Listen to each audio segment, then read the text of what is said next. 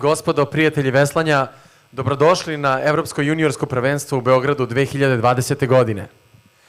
Before we start with the racing action in just under 10 minutes, we would like to draw your attention to Mr. Richard Statniuk, the president of the European Rowing Board, who will speak a few words of opening to you. Pre nego što započnemo prvu trku današnjeg programa, ja vas molim da pažnju okrenemo ka gospodinu Richardu Stadniuku, predsjedniku Evropskog veslačkog saveza, koji će otvoriti prvenstvo i da reći nam par reči pre nego što započnemo danas. Dear rowing friends, after very successful European Rowing Championships in 2014 in Belgrade, European rowing came again to the Belgrade. This time we came with our junior championships. Big determination and great effort was required to stage this event during very difficult COVID-19 pandemic time. But we are here and we have it.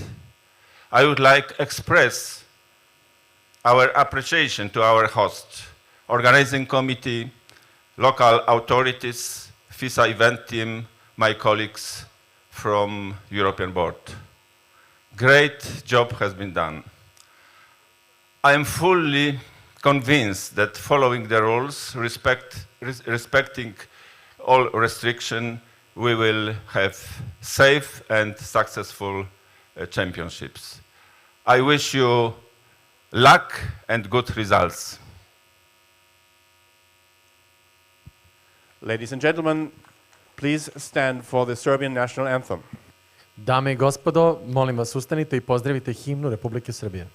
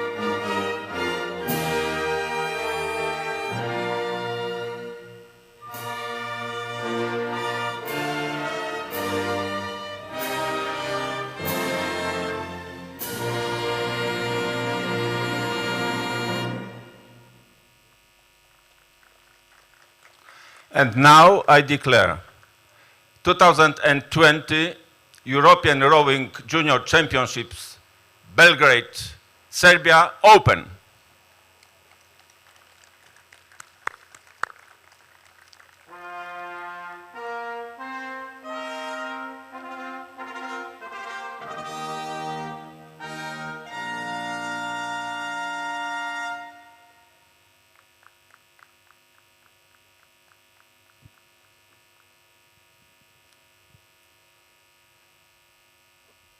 So thanks to Mr. Richard Stadniuk for this opening words, and in a few minutes' time we will head into the racing action. As I said, starting with heat number 1 of the junior women's single scull. We'll be back with you in a short moment. Zahvaljujemo se gospodinu Richardu Stadniuku na ovom kratkom otvaranju. A za jedno 3-4 minuta usledit će start prve kvalifikacione grupe današnje prve trke, a to je skif juniorke. Vidimo se za otprilike 6 minuta.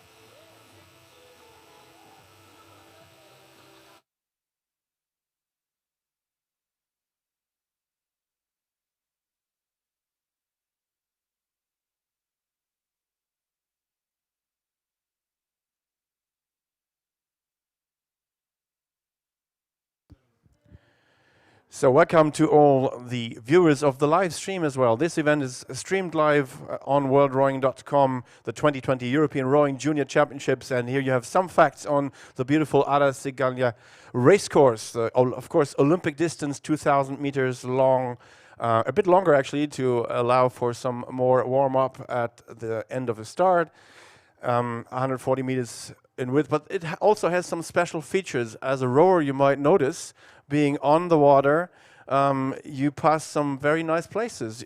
With me, my name is Sebastian Franke. I have the privilege of bringing you the latest of the racing action over the next 2 days, but I'm joined with two Serbian ex-international rowers who also rowed in the US for a long time, and they know everything about this course.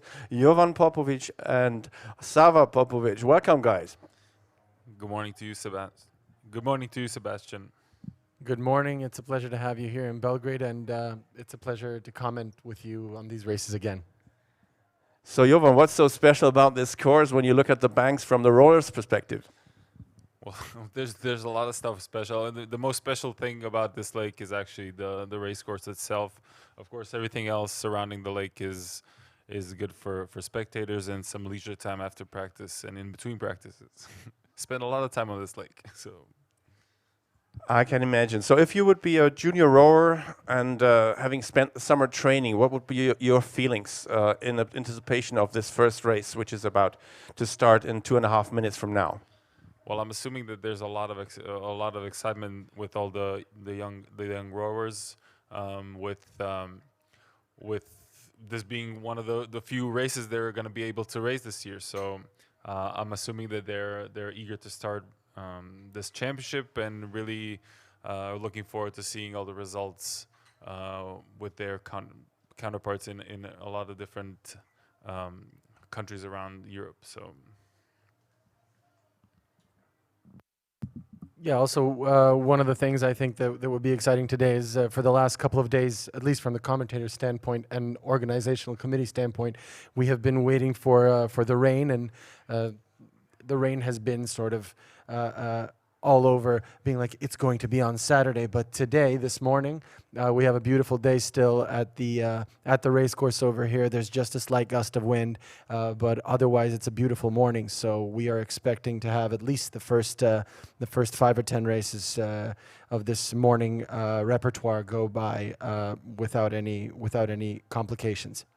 Yeah, and you have it on a screen if you're watching the live stream, or here on the beautiful big screens, 70 degrees Celsius. So it's cooled down in comparison to Friday and especially also Thursday, where we had 29 degrees here. So it's cooled down. Excellent racing conditions, just 5 kilometers per hour of wind speed. So that's really nothing when you're a rower out there. It doesn't disturb you at all. So everything's set for a great day of racing. We have the heats coming up, and the session will go from 9:30 to about 12 o'clock today, the heats session of the 2020 European Rowing Junior Championships. And here you have the regatta schedule of the day. We start the day off with the singles, first the junior women and then the junior men coming up. A very competitive boat class. You're all out there, all on your own, and have to prove your worth, and everyone's eager to race. Then we go into the pairs, first the junior women's pairs, then the men's pairs, a little later into the morning. But here we go, exactly on time. We have the start list of heat number 1 of the junior women's single scull, and in lane 1 we have Slovakia. That's Emma Kohlmeier for Slovakia. Lane 2, Svetlana Milosevic for Serbia. Lane 3, Anastasia Kucharenko of Russia, only 16 years old, having her first international appearance here. Bettina Siska for Hungary in lane 4, and Victoria Kalinowska for Poland in lane 5. I još malo pa će početi prva trka današnjeg programa. 5 imamo takmičarki u ovom prvom. Start je upravo usledio. Wow, those tense moments before the start, and now it's done. It's the first start of the junior season here in Europe. It's the 2020 European Rowing Junior Championships, and the first start, the junior women's single scull heat number 1, is underway. I usledio je start prve trke današnjeg programa, a to su Skif juniorke. Ovo je prva kvalifikaciona grupa. Kao što je Sebastian već rekao, imamo 5 takmičarki u ovoj grupi. U pruzi broj 1 Slovačka, Ema Kolmajer, u pruzi broj 2 Srbija, Milošević Svetlana. U pruzi broj 3 Rusija, Kučerenko Anastasija. U pruzi broj 4 Mađarska, Siska Betina. I u pruzi broj 5 Poljska, Kalinovska Victoria. Well, with 14 athletes having their name in this event, it's it's the first 3 that will go through to the semi-final A and B, which is going to be held tomorrow morning. So it's a very tightly packed program. If you are not in the top 3 in this race, you will have to go through the repechage this afternoon, and then, of course, if you succeed there, you have to race the semi-final tomorrow morning and the final tomorrow later in the day. All racing will be done by 3 o'clock tomorrow. So that's a tight program, right, isn't it? Yes, it's a very tight program. I believe the lucky ones are going to go by, and the best ones, I guess, are going to go by straight. They're not going to have to race in the repechage, which is something that I would always look forward to. So this shot is taken from the 1,000 meter tower, so that's with a very long lens. So the crews, if I can gauge it correctly, have not passed 500. So nothing decided yet between those 5 fine scullers in this heat number 1. Best one to show probably, well, it might be even Anastasia Kucherenko for Russia. To the right of your picture, or in the middle, if you will, who has taken an early lead here in this race. But as you know, it's the Olympic distance being rowed, so we expect time of about 8 minutes. You correct me if I'm wrong, Sava, in this race. So it's quite a long way to go still. Yeah, it's about right. 8 minutes is the average time that we're looking at here, and I think they're coming up at the 500 meters, and as we can see,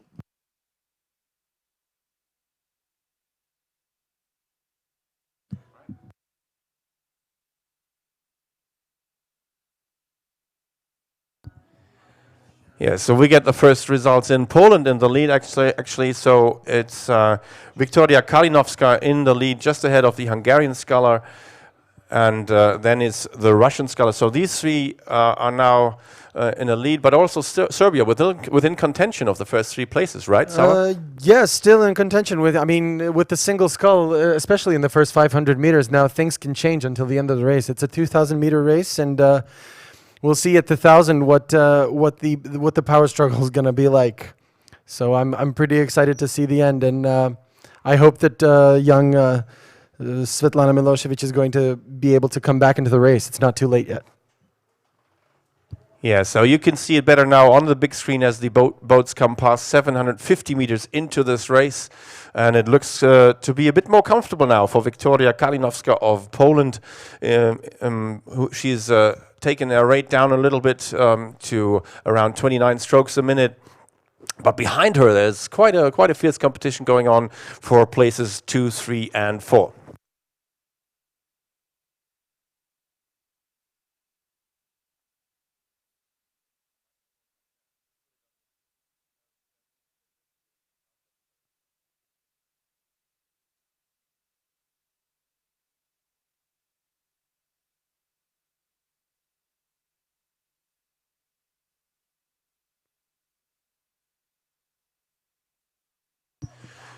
So here we come with the crews crossing the 1,000 meter mark. Yes, and as we can see from the split of the 1,000 meters, still Svetlana Kalinowska from Poland is, as you said, setting into her stride with a fierce but also a set 29 strokes per minute, but.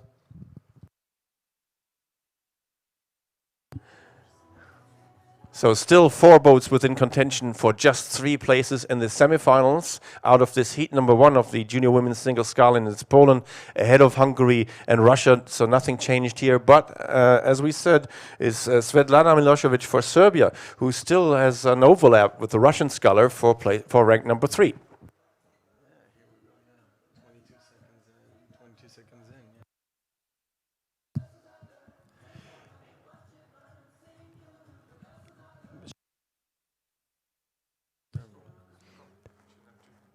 I takmičarke dolaze na dolaze do 1500 metara trke.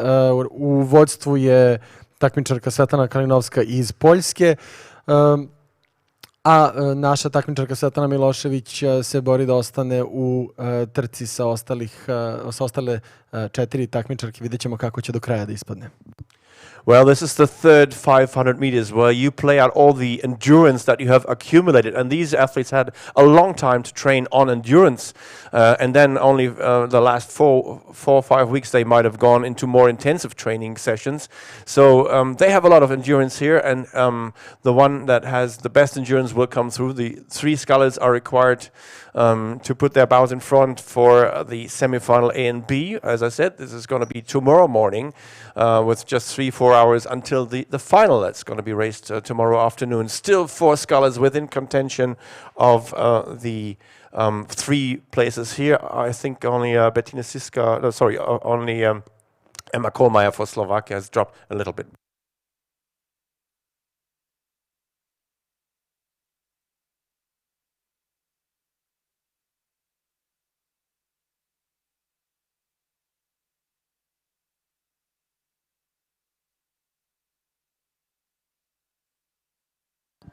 So what a great start into this race session with a race so tightly packed between 4 scullers vying for just 3 semi-final A and B seats to be had out of this heat number 1 of the junior women's single sculls. Still the Polish sculler Wiktoria Kalinowska, 18 years old, in a slight lead. Then on the far side we have just gauging this distance here.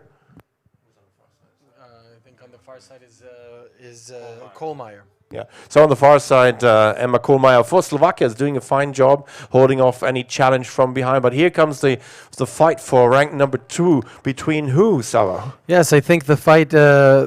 I think that first place is going to go to Wiktoria Kalinowska from Poland, but there is a fierce fight going between Emma Kohlmeier and the competitor from Russia, Anastasia Kucherenko, and Bettina Siska from Hungary. They're coming into the last 10 strokes of the race, or 15 strokes of the race. Yeah, so Poland in a clear lead. Kalinowska taking this towards the line, just 80 meters to go. But behind it's the Hungarian sculler. That's Bettina Siska holding on to second place, just ahead of Kohlmeier for Slovakia. And then it's also the Russian still sprinting. This is a tight-knit field for 2, 3, and 4. But in crossing the line in first place, qualifying directly, Wiktoria Kalinowska of Poland, just ahead of Bettina Siska of Hungary. And then I have seen Emma Kohlmeier of Slovakia taking third here, but that's for the jury to confirm later. Official results coming in later on. So very exciting first race. I upravo se završila prva kvalifikaciona grupa prve današnje trke, to je skif juniorke. Prvo mesto je zauzela Wiktoria Kalinowska iz Poljske.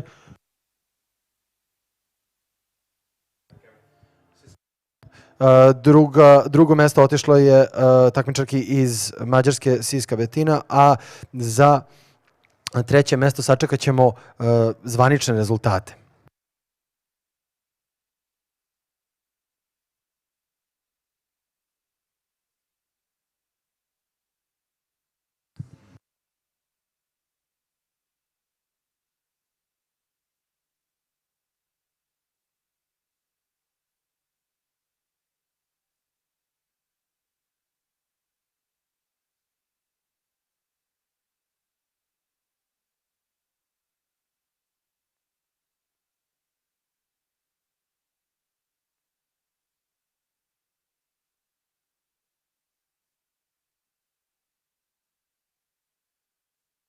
So the second heat is already underway.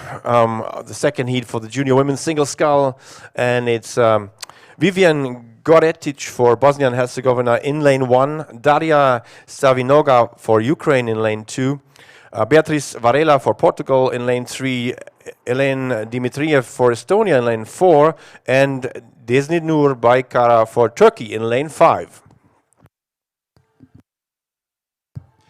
A otpočela je i druga kvalifikacijna grupa prve trke na današnjem programu, to je Skif juniorke. 5 takmičarki imamo u ovoj kvalifikacionoj grupi. U pruzi broj 1 takmičarke Bosne i Hercegovine, Goretić Vivijen. Pruga broj 2 Ukrajina, Stavinoga Darija. Pruga broj 3 Portugal, Beatrice Varela. Pruga broj 4 takmičarka koja predstavlja Estoniju, Dimitrijev Helene. I pruga broj 5 Turska, Baykara Demizur. So crews are already past 1,000 meter. We have 5 minutes interval here for these heats this morning, and it's Stavinoga of Ukraine that had the lead at 1,000 meter. Then it's the Turkish scholar in second place at 1,000, Estonia third, and then Portugal not far off, and Bosnia and Herzegovina. That's Goretic for the neighboring country here, trading the field a little bit. I posle 1000 metara vidimo da je na prvom mestu takmičarka iz Ukrajine, zatim takmičarka iz Turske, pa takmičarka iz Estonije koja se nalazi na trećem mestu, a takmičarka iz Portugala i iz Bosne i Hercegovine su ispale iz, da kažem, tog prvog te prve grupe koja se drži i ide ka finišu. Vidjet ćemo kako će se stvari odvijeti do samog kraja trke. Well, with this tight-knit program, at some point in the race as an athlete, you have to make a decision. Do I go on and continue to vie for one of the qualifying spots, or do I conserve energy for this afternoon's repechage? And I think in this second heat, the picture is a lot clearer. We have 3 athletes clearly in front, and that should be Ukraine, Turkey, and Estonia, and the rest is a little bit further off now than they were at the 1,000 meter mark, clearly taking the rate down and trying to conserve energy. How does it feel at this point in the race, Sava?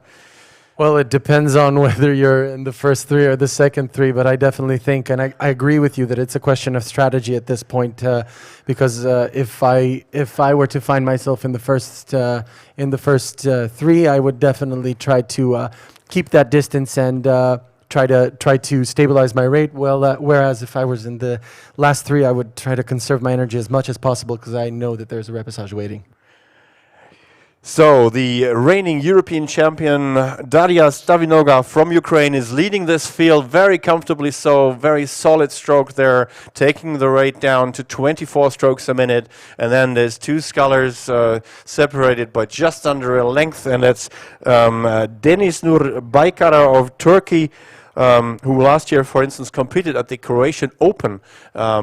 And then it's bout number 3, Beatrice Varela for Portugal, taking the 3rd qualifying spot from this race. Estonia coming in 4th. That's Elena Dimitriev, conserving some energy for this afternoon's repechage.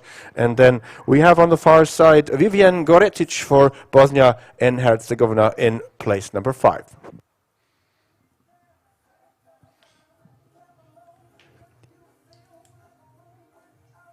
I na samom kraju ove trke prvo mesto pripalo je takmičarki iz Ukrajine, Dariji Stavinogi, drugo mesto takmičarki iz Turske, Baykara Denizur, i treće mesto takmičarki iz Portugala, Varela Beatriz. To su ujedno i takmičarke koje idu direktno u polufinale. Ostale 2 takmičarke će pokušati da se kvalifikuju za polufinale kroz repesaž.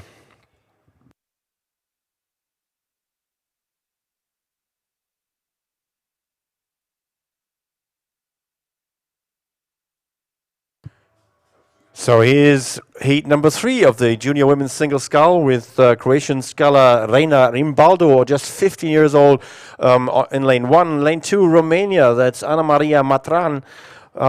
Then Bulgaria in lane 3, Ana Maria Andreeva. And finally Belarus, Violeta Chimirieva. Upravo se uključujemo i u treću trku današnjeg programa, to je treća grupa skifa za juniorke. Imamo 4 takmičarke u ovoj grupi. Pruga broj 1 Hrvatska, Rimbaldo Reina. Pruga broj 2 Rumunija, Matran Ana Marija. Pruga broj 3 Bugarska, Andrejeva Ana Marija i pruga broj 4 Belarus, Dimitrijeva Violeta.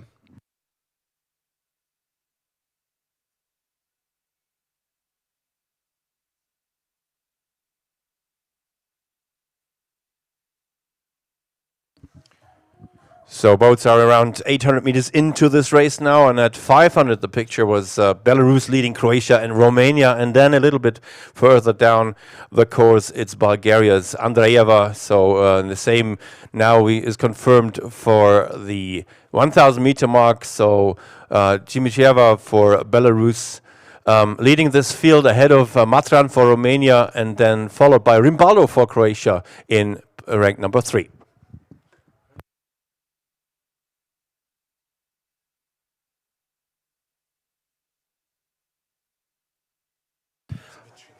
A na 1000 metara vidimo da je postavka sledeća. Prvo mesto za sada drži takmičarka iz Belorusije. Zatim drugo mesto pripada za sada takmičarki iz Rumunije, dok treće mesto drži takmičarka iz Hrvatske, a Andrejeva iz Bugarske na 4. mestu. Vidjet ćemo kako će se nastaviti ova trka.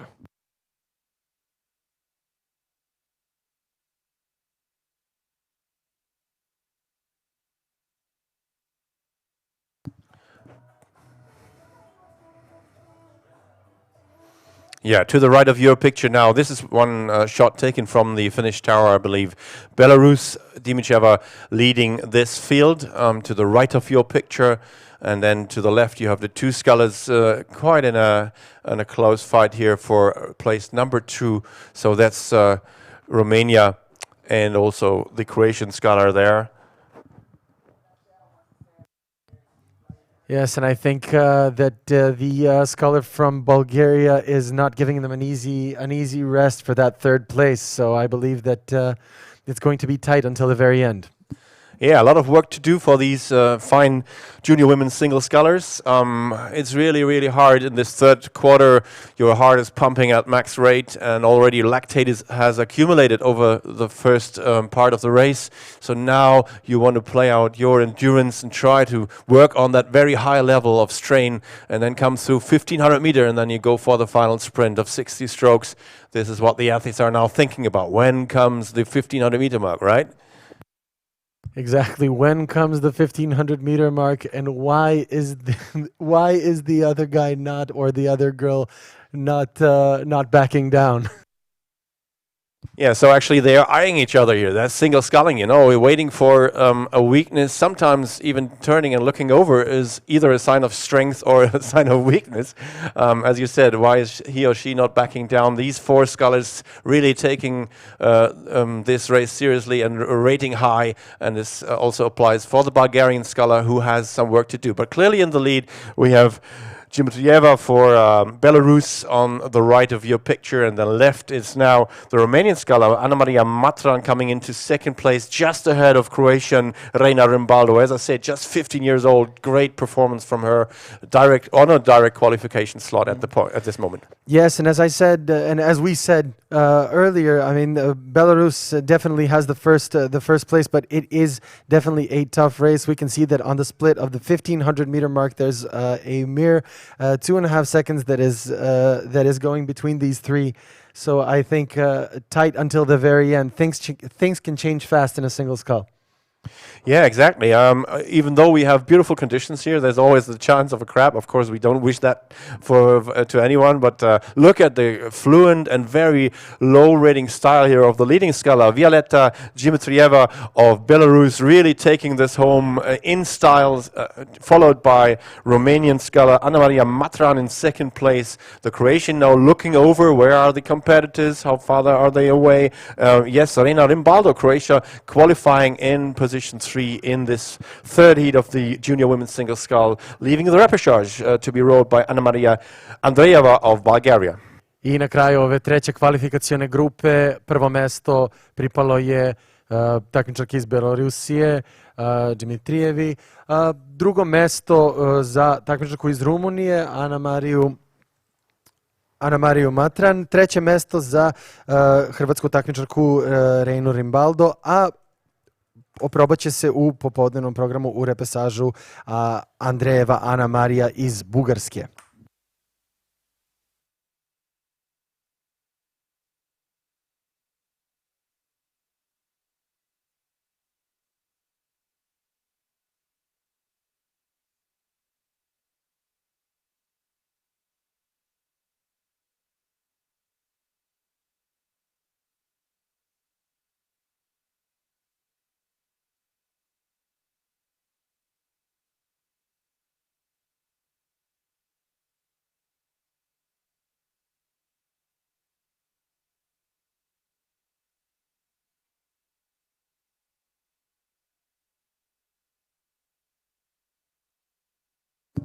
So here we have on the screen the first heat of the junior men's single scull, if I'm gauging that correctly, and it's Sergej Čupković for Slovenia in lane 1, David Baskin for Israel lane 2, Mer Mirzoyan of Armenia in lane 3, Yason Diogenos of Cyprus in lane 4, Fedor Tikhanov of Russia 5, and Artyom Holosto of Estonia in lane 6. Here we have them on screen. Start list heat number 1 of the junior men's single scull. Again, we have only the first one goes through directly to the final A in this class, and the rest will have to row the repechage this afternoon.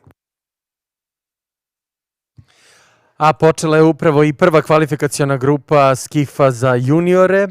Imamo 6 takmičara u ovoj kvalifikacionoj grupi i kao što je Sebastian rekao, samo prvi ide u finale, ostali idu u repesaž kako bi osvojili svoje mesto u finalnom takmičenju. U pruzi broj 1 Slovenija, pruga broj 2 Izrael, pruga broj 3 Jermenija, pruga broj 4 Kipar, pruga broj 5 Rusija i pruga broj 6 Estonija. So this is really a fantastic race all across the most part of the lane here of the course. Sorry, and so at 1,000 meter we saw the Russian sculler in the lead. Fedor Tikhanov. Yuri Sovronov is his coach, and he obviously has motivated him well and given him the right tactics. Only the first one will go through. So who's the next contender? That would be Sergej Čupković of Slovenia, coached by Miha Piri, who has had a great international career, winning a bronze in the Coxless 4 in 2009. And so all his experience is also with this young athlete here from Veslaški Club Bled. It's a very interesting race going on. These young juniors you can see a big difference between the Russian and the Slovenian sculler, between them and the rest of the field. You can see that they have a very mature stroke and a very good base behind this racing season, I guess. Yeah, but it also seems like Fedor Tikhanov of Russia has everything under control here. Clearly taking his rate of racing, of striking right down to 28 strokes a minute, and still he has a good boat speed here coming on the last 30 or so strokes of this race. The heat number 1 of the junior men's single scull at the 2020 European Rowing Junior Championships in Serbia. And you're watching us on worldrowing.com, or you are here with us on site. So great to have you for these great 2 days of racing.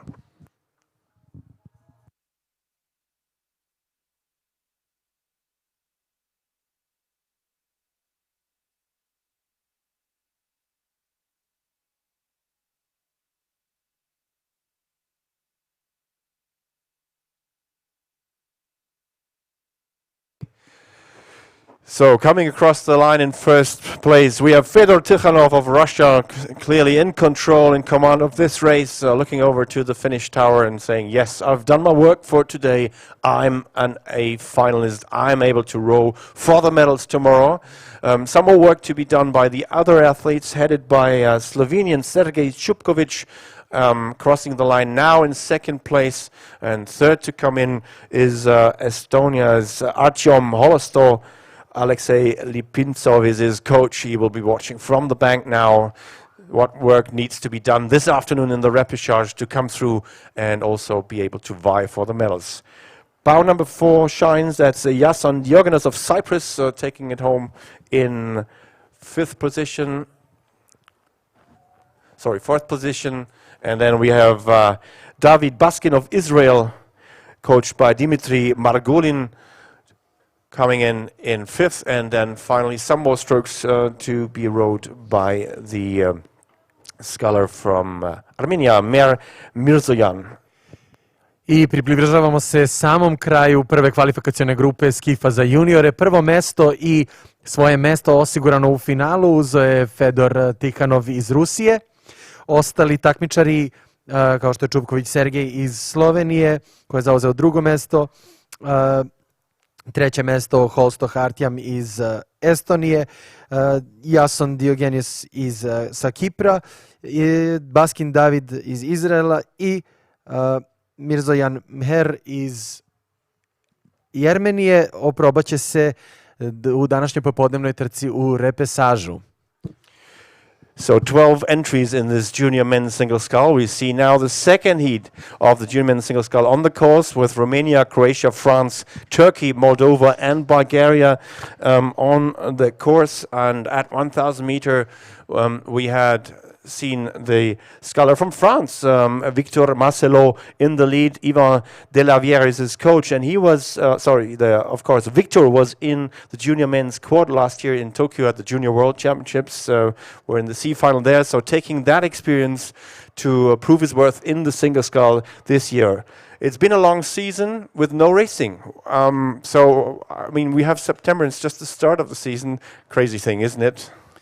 Yeah, it's a very strange situation this year, but I'm guessing that these guys had a lot of internal races and between their inside their team, and we can see that they're ready for these races here in Belgrade.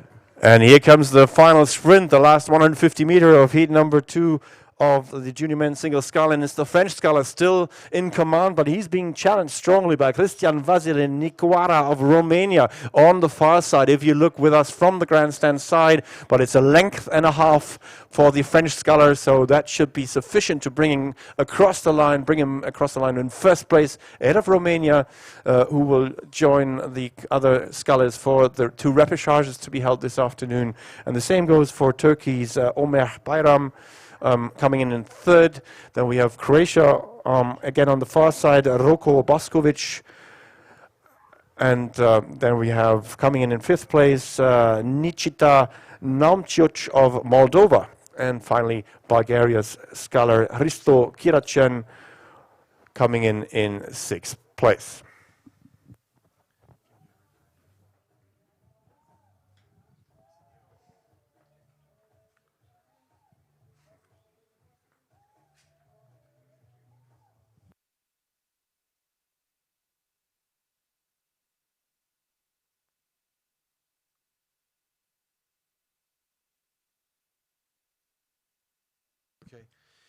A na samom kraju ove druge kvalifikacione grupe skifa za juniore u finale ide takmičar iz Francuske Victor Marcelo. Ostali takmičari će se oprobati u popodnevnom repesažu. A upravo vidimo da je krenula i trka dvojca za junior. Ovo je prva kvalifikaciona grupa. So from the single sculls, these are done now, single scull heats of this morning. We move on to the pairs. Junior women's pairs start this series of races. Turkey in lane 1, Poland in 2, Hungary in 3, and Switzerland in 4. And the crews are at 7:50, so some work still left in this race. The qualification rule here is, again, only the first one will go through to the final A directly. All the others will have to row in the repechage this afternoon.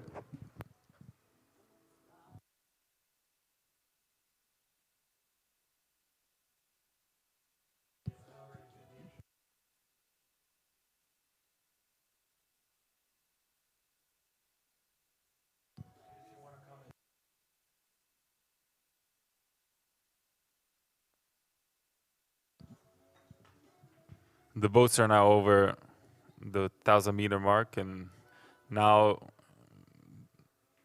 they're starting to get into their own rhythm and feel out the competition, I guess. Usually that's what I would be doing at this point.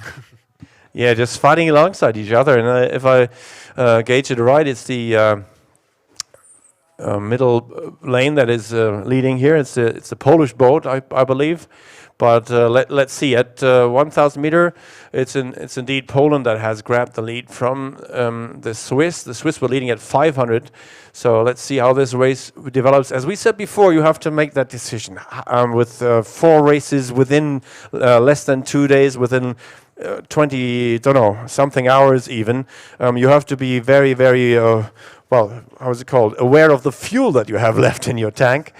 So let's see how the other crews decide in this race, with Poland leading this race. Kornelia Semrau on the bow seat and Sofia Bożyszkowska on the stroke seat. Szymon Wisniewski is the coach, cycling along on the far side, I believe, and watching what his athletes are doing. There's a pretty tight race between the Polish boat and the Swiss boat, so it's going to be a tight race till the end, from what we can see here. Definitely a big thing is going to be qualifying for the final straight away. But now, as you mentioned before, this is the first race in the season. It might not be the best thing to qualify just for the one race that you have left. It would be maybe a good thing to have another race in your belt, shake off the cobwebs, and kind of get it going, get ready for that final. Yeah, exactly. So this is still a tight battle, actually, between the Swiss to the right of your picture, and then the Polish team second to the left, second boat from the left, and then also not too far behind is the boat from Turkey with Ulgay and Akay. They try to get an overlap with the Polish or the Swiss. I think they have the overlap with the Swiss. What do you think, Jovan? I have a feeling that the Swiss are still in the lead. I don't know. We're gonna be. I'm really excited to see them pass by in front of our commentary box. So it's definitely a tight race. And you can always tell if there's a Swiss crew in the race when you hear the cowbells, and I don't know if you can hear it on the stream. We certainly can hear it. So strong support here from the cafes along the bank, because officially there are no spectators here. There are a few actually on the grandstand but it's mainly athletes and coaches trying to support their compatriots racing it out on the water. Čamac iz Poljske, kao što možemo da vidimo ovde, je trenutno na prvoj poziciji, ali jako gusta trka se vodi između čamca iz Švajcarske i Poljske. Vidjet ćemo do kraja kako će se odviti situacija. So what a great race, ladies and gentlemen, out there on the water between the Polish, still in the lead, half a length up on the Swiss, who are striking high now, 38, 39 strokes a minute, desperately trying to close the gap, but they might just run out of the water here for this first place. Poland still seems strong enough to hold off that challenge coming from the Swiss, but what a great performance. As my colleague said, it's really the first race of the season also for these ladies, and it's Poland taking the win here in heat number 1 of the junior women's pair, ahead of Switzerland. Then third is the crew from Turkey, and fourth will be Hungary.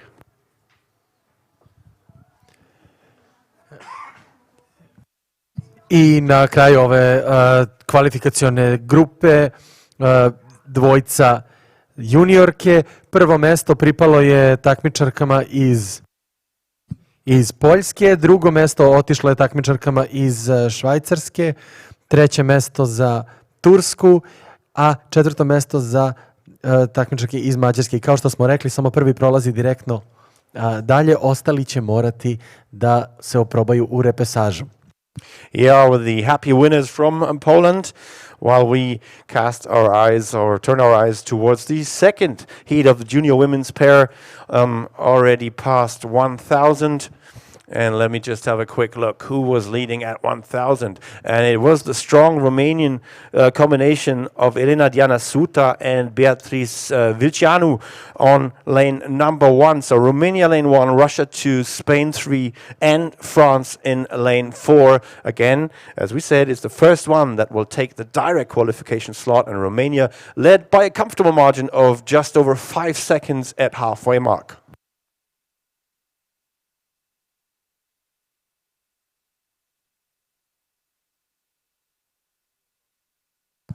Druga kvalifikacijna grupa, dvojca bez za juniorke.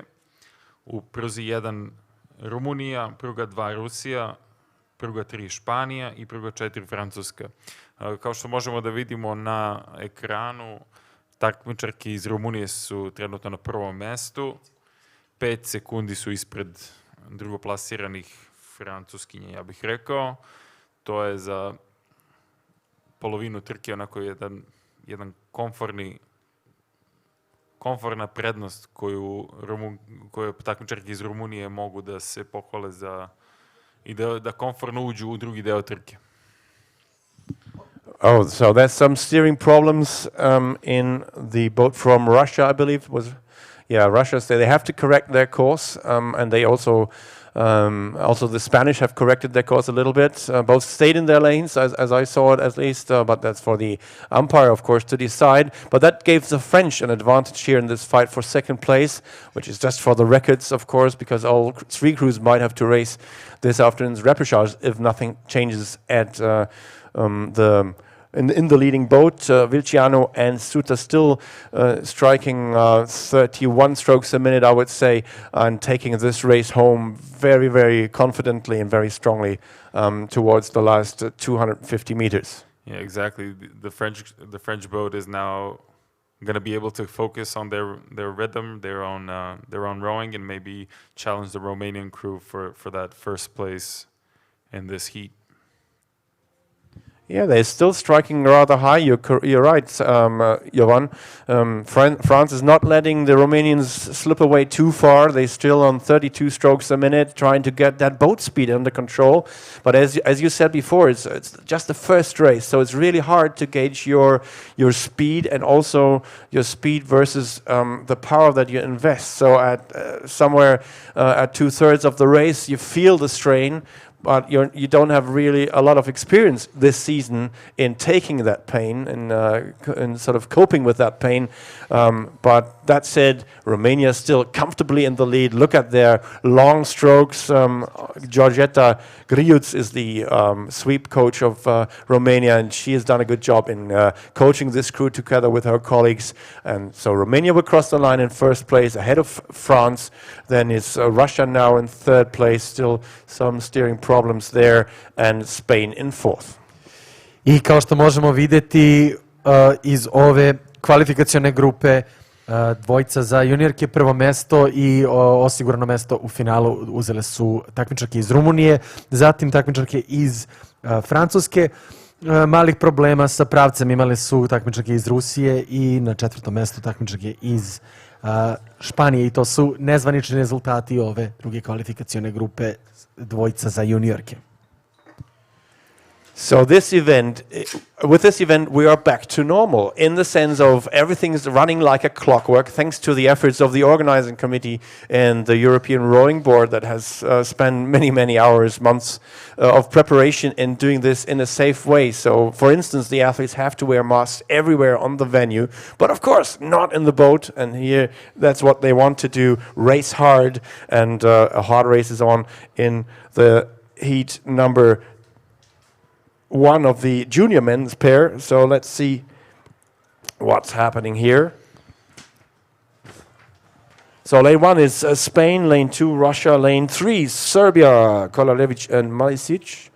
Did I pronounce that halfway correctly? Halfway. I'm trying. Greece in 4, Belarus in 5, and Poland in 6. A krenula je i prva kvalifikaciona grupa dvojca za juniore. Imamo 6 takmičara u ovoj, to jest zapravo 6 posada u ovoj kvalifikacionoj grupi. Pruga broj 1 Španija, pruga broj 2 Rusija, pruga broj 3 lokalna posada iz Srbije, pruga broj 4 Grčka, pruga broj 5 Belorusija i pruga broj 6 Poljska.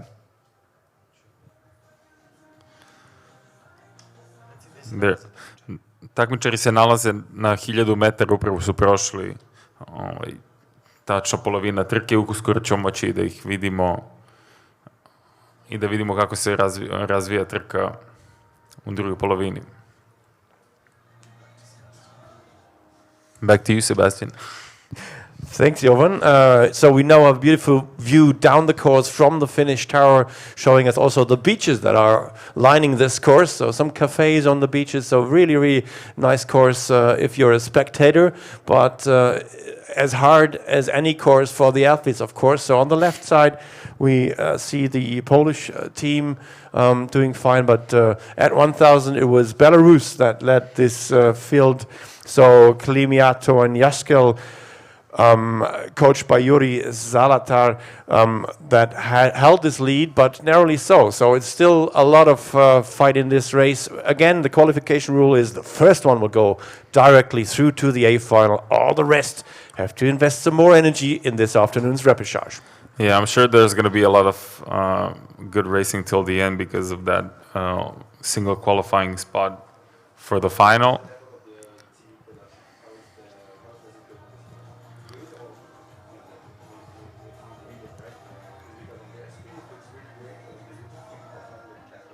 A takmičari se približavaju 1500 metara i za sada u vodstvu takmičari iz Belorusije.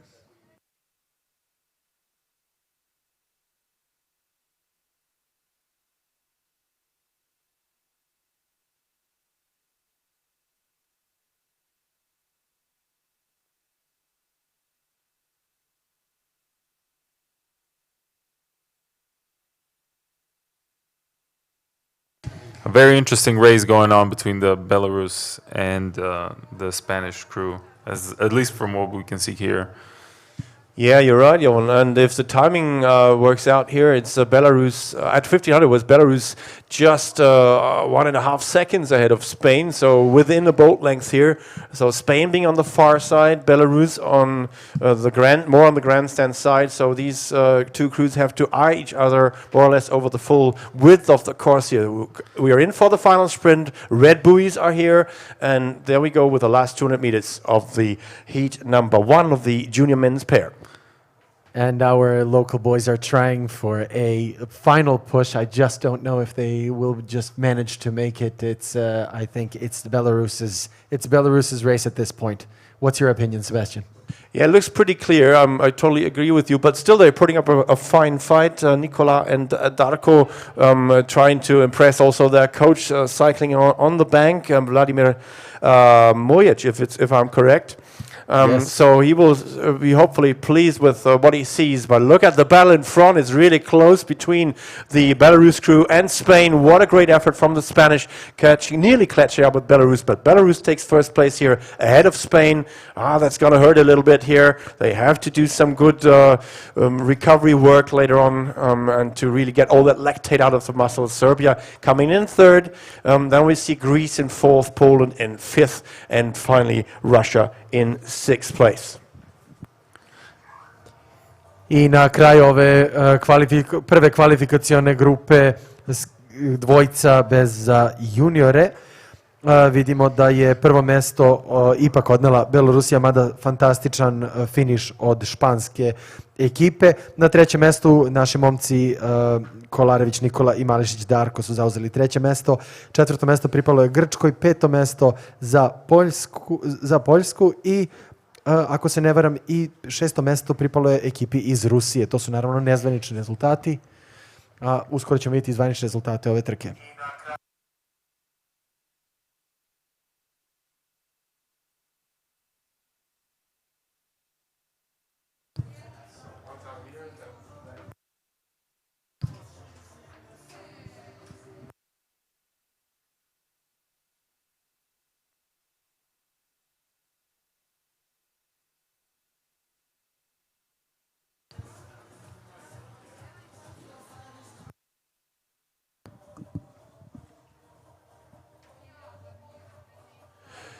So here's start list for heat number 2 already underway. Of course, France, Slovenia, Switzerland, Croatia, Turkey, and Romania. Again, just the first one will go through to the A final directly, having that under their belts. Looks good for the Romanian combination of Andrei Mandrila and Claudio Neamțu.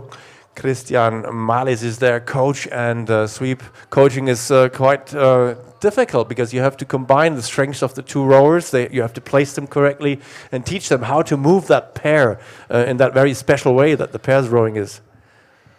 It is. It's a very different thing than the single scull and obviously other disciplines. But this is a matter of really working as one. And I think we have somebody who has a fantastic experience with this. This is Jovan, who was in a pair for many years, and he stroked it. So I think.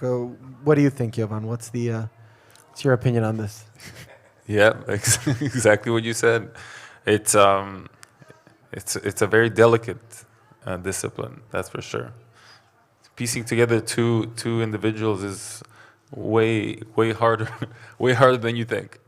Yeah, and especially because the power curves of the two seats are different, right, between the stroke seat and the bow seat. So you have to really get. I mean, you can't simply just pull as hard as you can, right? Of course not, but I think that.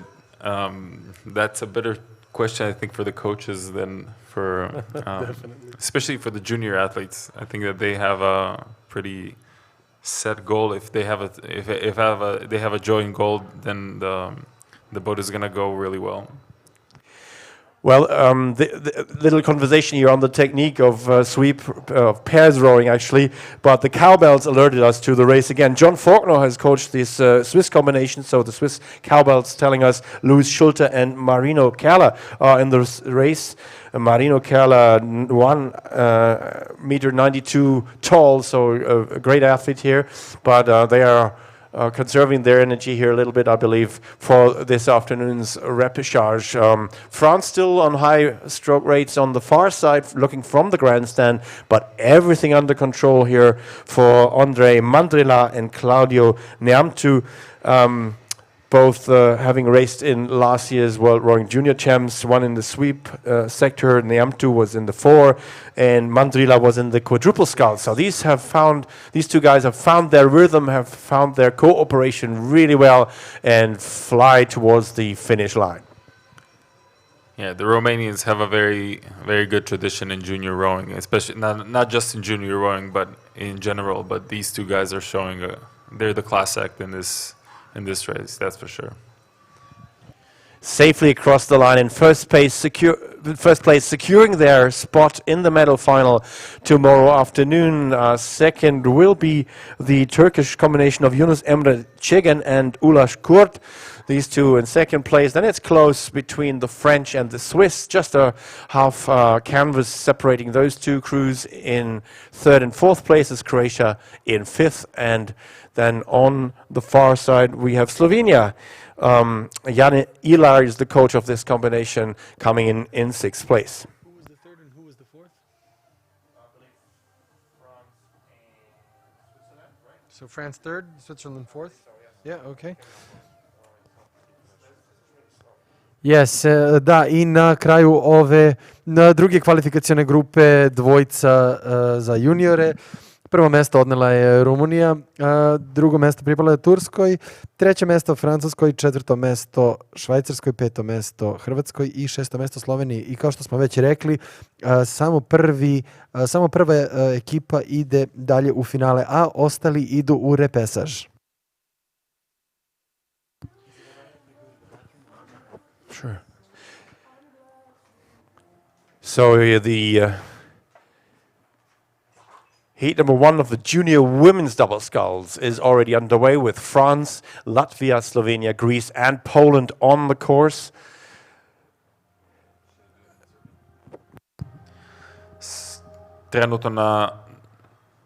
Trenutno je krenula trka Double Sculls za juniorke. Prva broj 1 Francuska, prva broj 2 Latvija, prva broj 3 Slovenija, prva broj 4 Grčka i prva broj 5 Poljska. So a little bit different qualification rule for this race, with the crew number, the total number of crews being 13. There's 3 heats. The first 3 of each heat will go through to the semi-final A and B, which is held tomorrow morning, and the rest will row the one and only repechage and trying to go there, go directly to the semi-final A and B. So just one will miss out on the semi-final tomorrow morning.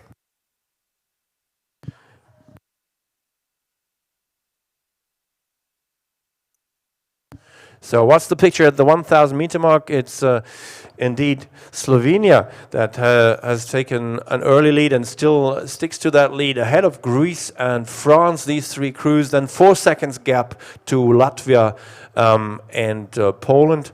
So that should be the order at the moment, but I think it's still also close between France, Latvia and Poland, so not much to choose between these crews as we come towards the last 500 meter stretch of this race.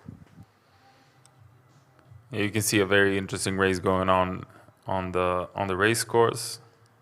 The first 3 crews are fighting it out for the first spot. Rating very high. All 3 crews are actually the 4 crews competing for the first 3 places are rating very high. And obviously everyone's looking forward to that those first 3 qualifying spots. Yeah, the highest rate of striking at the moment for Greece, Styliani Natsiula and her bowwoman Evangelia Fraku.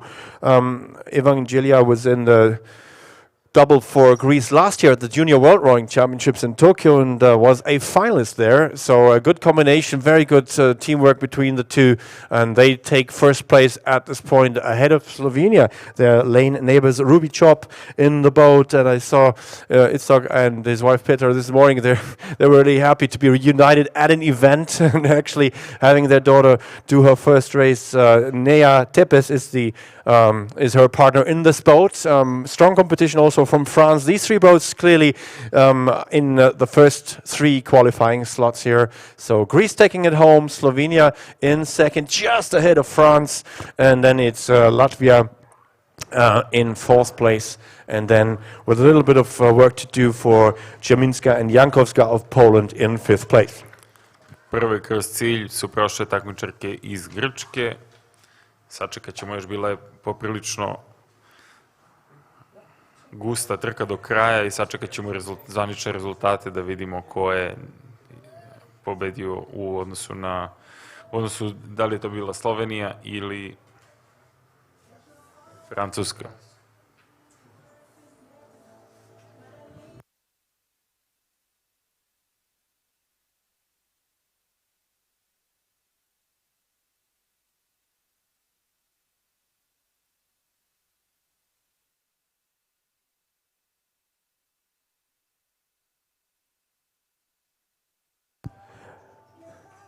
Joy and also a little bit of exhaustion here in the Greek boat.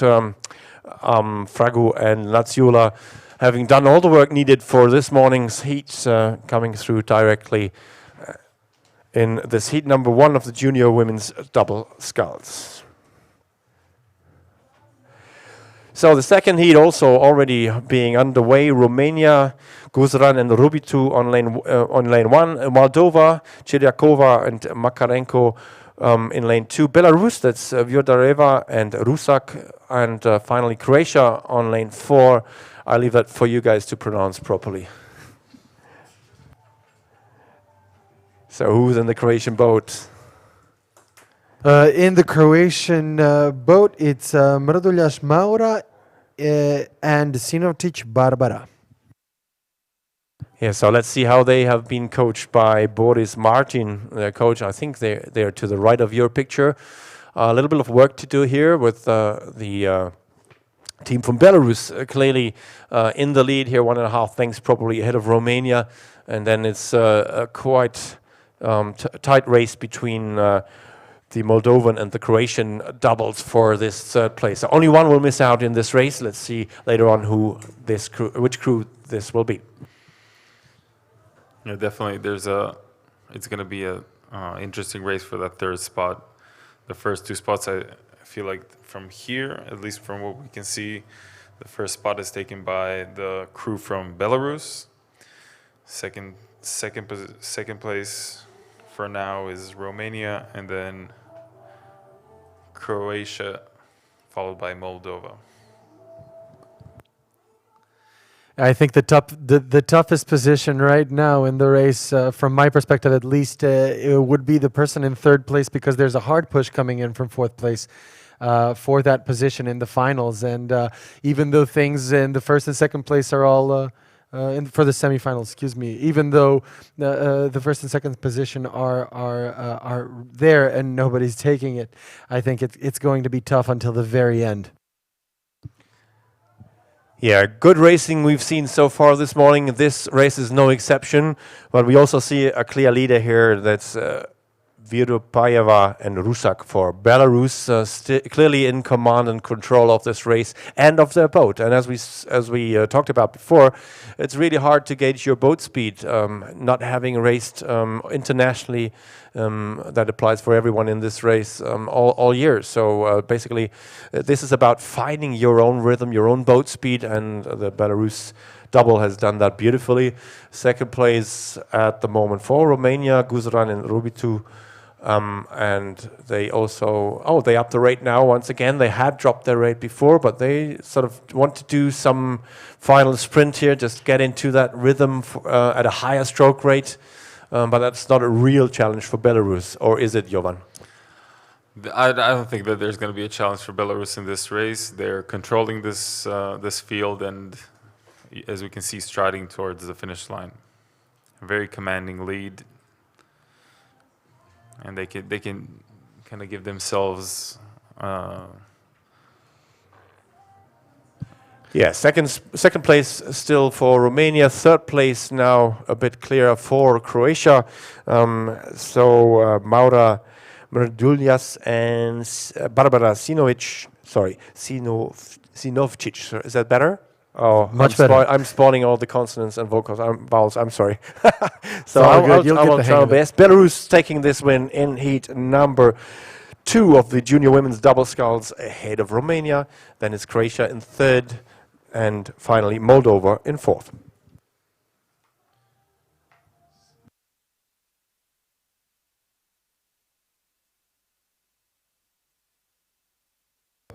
I kao što su moje kolege primetile, mirnim zaveslajima do prvog mesta došle su takmičarke iz Belorusije, drugo mesto zauzele su takmičarke iz Rumunije, treće mesto pripalo je takmičarkama iz Hrvatske, a četvrto mesto i borba u repesažu otišla je takmičarkama iz Moldavije.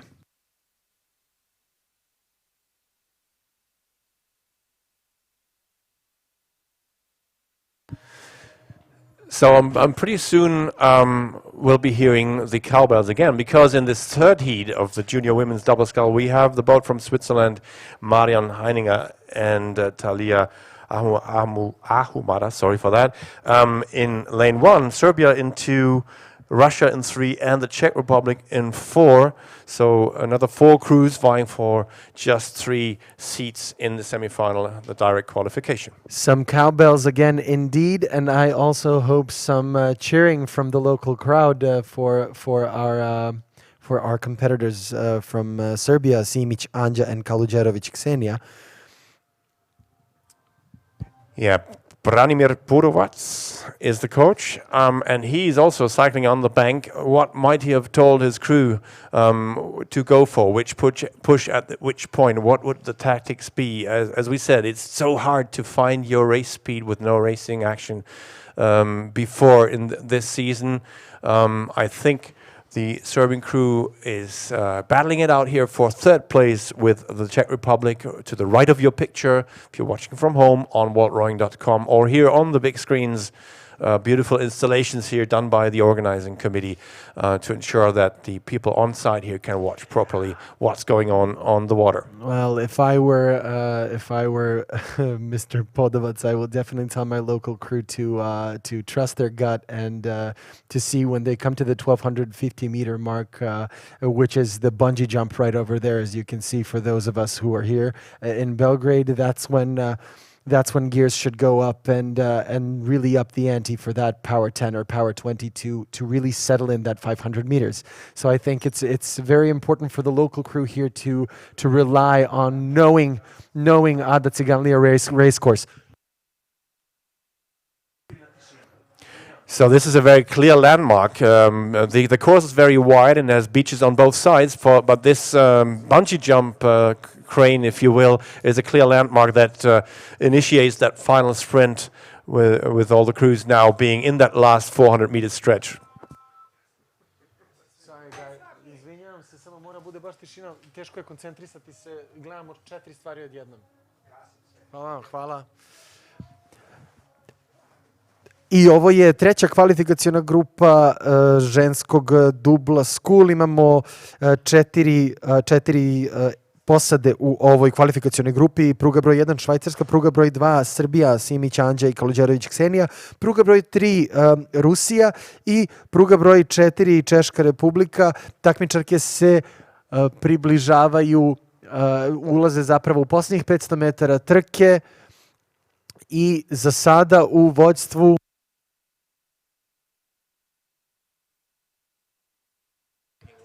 i borba između Rusije i Švajcarske. Vidjet ćemo ko će na kraju da uzme to prvo mesto. There we are with the cowbell supporting the crew of Heiniger and Ahumada on the far side. If you look from the grandstand, and I believe they have taken the lead from the Russian combination in this race. So the first two crews clearly on high rates still, and Switzerland really wants this win. Martin Cambareri is the coach here, and he has motivated his crew to this final sprint. Beautiful style of rowing as well. So Switzerland first, coming towards the last 100 meters ahead of the Russian crew, and then it's the crew from the Czech Republic in third and Serbia in fourth. I love absolutely the enthusiasm of this finish. I can see that all the competitors are really excited for the race and for the racing season. So the first place goes to Switzerland, as Sebastian has said. Second place goes to Sebastian. I think it's Russia. Yes, it is Russia. Also in good style in second place, Darina Boykova and Diana Plieva for Russia. Also qualifying for the semi-final tomorrow morning. Czech Republic doing that as well in third place, and a very good final push here from Serbia. Great job done, but not quite sufficient to go through directly, right? Not quite sufficient. I think they're going to have to show their worth in the repassage, which, as Jovan mentioned earlier, could not be that bad of a thing, because it is the first race of the season, so international season. So I think it's going to be interesting. Definitely an interesting repassage repertoire for this afternoon. The only thing that sort of worries me a bit about the Serbian crews, they are also doubling up in the 8, and I believe we have a preliminary race coming up later on, so they have to do their sort of recovery work in a pretty special manner this time. Fair share of work for the two, I'm afraid, but we'll see. We'll see how it goes. I wouldn't be too excited.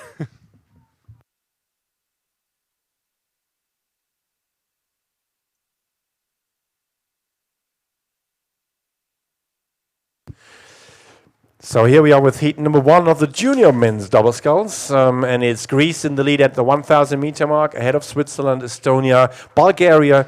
Then we have Croatia and Romania. This was the order at 1,000, but this is again a really good race developing in the junior men's double scull. Qualification rule is here. The first 2 will go to the semi-final directly, whereas all the others will have to row the repechage. So the first 2 at the moment seem to be Greece and also Switzerland, I believe, looking good there. So these two, with a margin of about 2 seconds, that's just under a length, I believe, in the double scull, ahead of Estonia, then Bulgaria not far off, with some work to do for Croatia and even more for Romania in 6th place at the moment. Yeah, this is a great race developing between Switzerland and Greece. You can see these guys are definitely taking everything they got into pouring everything into this race, and hopefully to qualify for those 2 spots that are taking him to the semifinal A and B. Yeah, so Lukas Hars from Vezena and Gianluca Egli from Stanstad. These two work out together in the double for Switzerland, and they battle it out with Dimitrios Stasinos, who was in the double last year for Greece at the Junior Worlds, winner of the C final there, and Makar Giannis, who was in the pair. So these two have teamed up and form a strong combination, leading the Swiss by, not much then. How much is it? There's actually not much. Not much between them, but you can see that the crew from Estonia is crawling back into the race and giving them the run for their money. So I think this is going to be a tight race to the finish line. Beautiful race developing out there and getting the crowd of spectators here excited, and also the viewers online all across Europe and around the world watching the Greek effort, trying to get away, trying to secure their direct qualification spot on the last 150 meters. But it's Switzerland now under pressure from Estonia. As you said, Jovan, great tradition in the Estonian rowing federation for sculling, Olympic medals and world championship medals. They have a lot of them. These are the young rookies. They want to prove their worth, but Switzerland now looking more comfortable as we come to the last 10 strokes. Greece taking it home with a canvas lead over Switzerland, then a length of open water between the stern of the Swiss boat and Estonia. Brave effort, didn't pay out this time, but it might this afternoon. Beautiful rowing by these guys. This is very, very good preparation being done for this championships. Good work from Bulgaria coming in 4th, Croatia in 5th, and then we have Romania in 6th place in this heat number 1 of the junior men's double sculls at the 2020 European Rowing Junior Championships in Belgrade. A upravo je završena i prva kvalifikaciona grupa Double Schoola za juniore. Prvo mesto pripalo je Grčkoj, drugo mesto je otišlo takmičarima iz Švajcarske. To su ujedno i dve ekipe koje idu dalje direktno u polufinale. Ostale ekipe će se poprobati u repesažu, a to su Bugarska na 4. mestu, na 5. mestu Frano Škojo i Milovac Gordan iz Hrvatske i rumunska ekipa Florea Jonel i Florea Lucian Andrej. So one more heat here in the junior men's double sculls. It's France, Poland, Hungary, Spain, Serbia and Russia battling it out for another set of 2 qualification slots here in this junior men's double sculls. And after that we will welcome Jean-Christophe Roland, the FISA president, taking his time for a nice little chat on this season and on some future prospects. So join us and stay with us also over this little break that will be coming up. 10:55 is the next race time after this heat number 2 of the junior men's double sculls.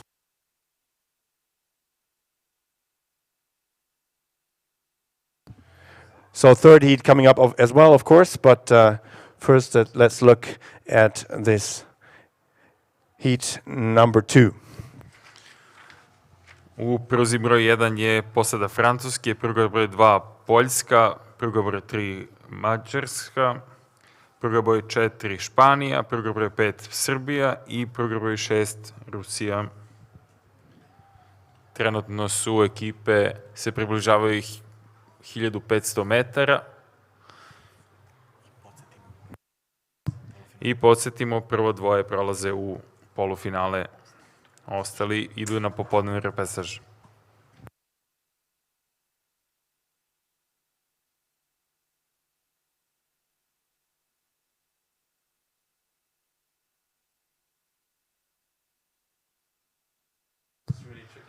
I have a feeling that the Polish boat and I believe the Spanish crew are battling it out for the And you're first totally position. right. If I look at the timings, we get 500-meter split times, and it was between Spain and Poland, just a 2 seconds margin, Spain leading Poland by that, and Hungary not far off as well. So this is going to be another good race as we come towards the last stretch. Probably around 400 meters left in this race, the heat number 2 of the junior men's double sculls.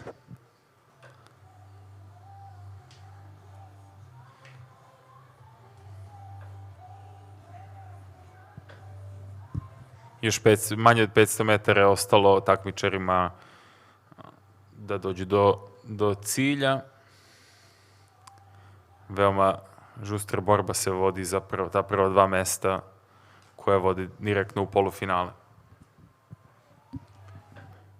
Yeah, so the crew's now approaching the red buoy zone. That means 250 meters to go, and they have in their minds that it's just 30 strokes to the finish line, roughly, so they can, some athletes even count that down to be able to gauge the space left to the finish line.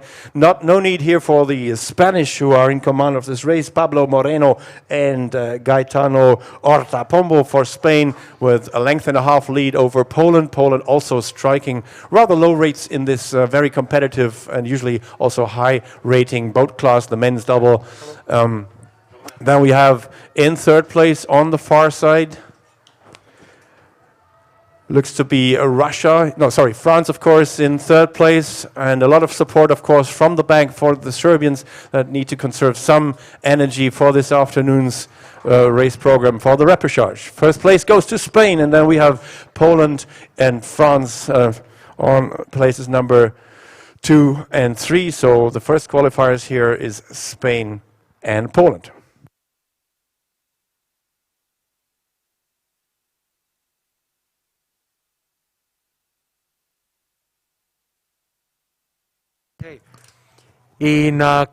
I na kraju ove druge kvalifikacione grupe Double Sculla za juniore, prvo mesto otišlo je na kraju Španiji, drugo mesto Poljskoj, to su ujedno i dve ekipe koje idu u polufinale, ostale ekipe će se oprobati u repesažu, a to su Francuska na 3. mestu, na 4. mestu Mađarska, 5. mesto Rusija i 6. mesto za Jeftić Andriju i Jovanović Miroslava iz Srbije.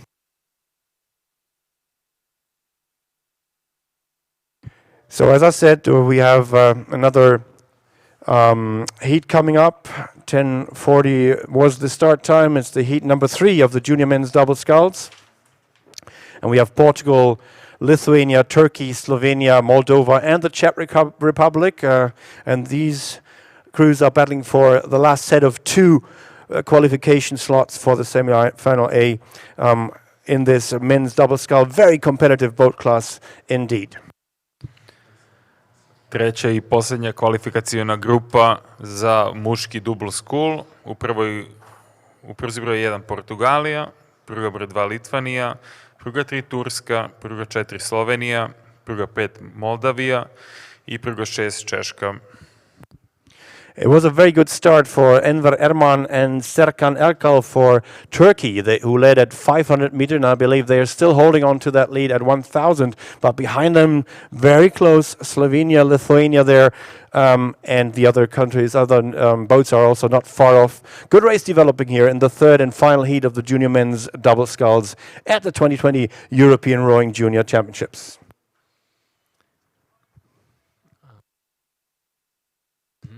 A za sada, posle 1000 metara trke, izgleda da je Turska izašla kao vođa ove trke, mada Litvanija i Slovenija se bore za to drugo mesto i za sada izgleda kao veoma napeta trka. Vidjet ćemo kako će ići do samog kraja, ali za sada Turska komanduje.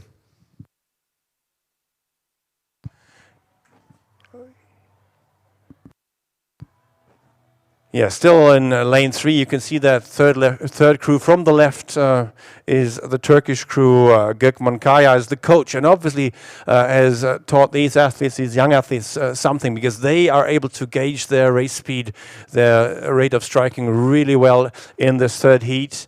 Who are the next competitors? That's the lane neighbors from Slovenia. Miha Piri again being the coach, Semen Kravchuk and Jaka Vojk being the athletes, and they up their rate of striking and try to get away from another set of two crews there on the far side.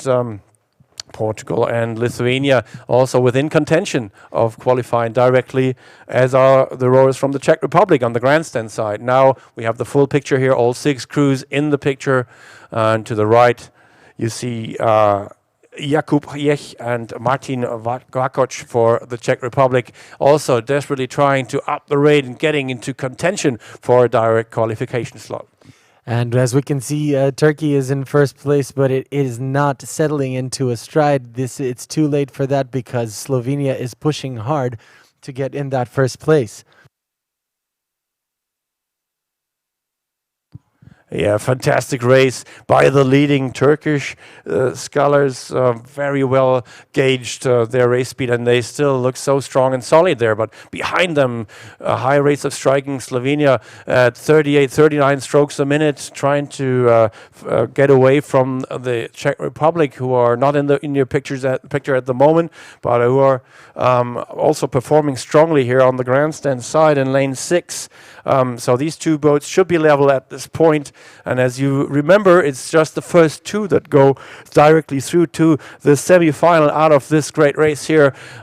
Turkey's still in command, and clearly so, but the Czech Republic now have taken over second place from Slovenia. Quite a turnaround in this race.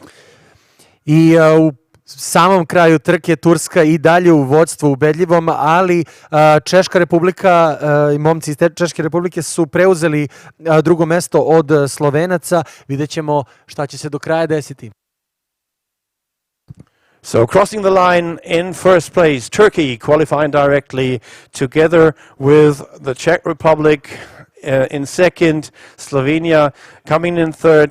They will have to row the repechage, and the same goes for Lithuania in fourth. Then it's Portugal in fifth, and finally Romania in sixth. Sorry, Moldova, of course. My apologies, in sixth place.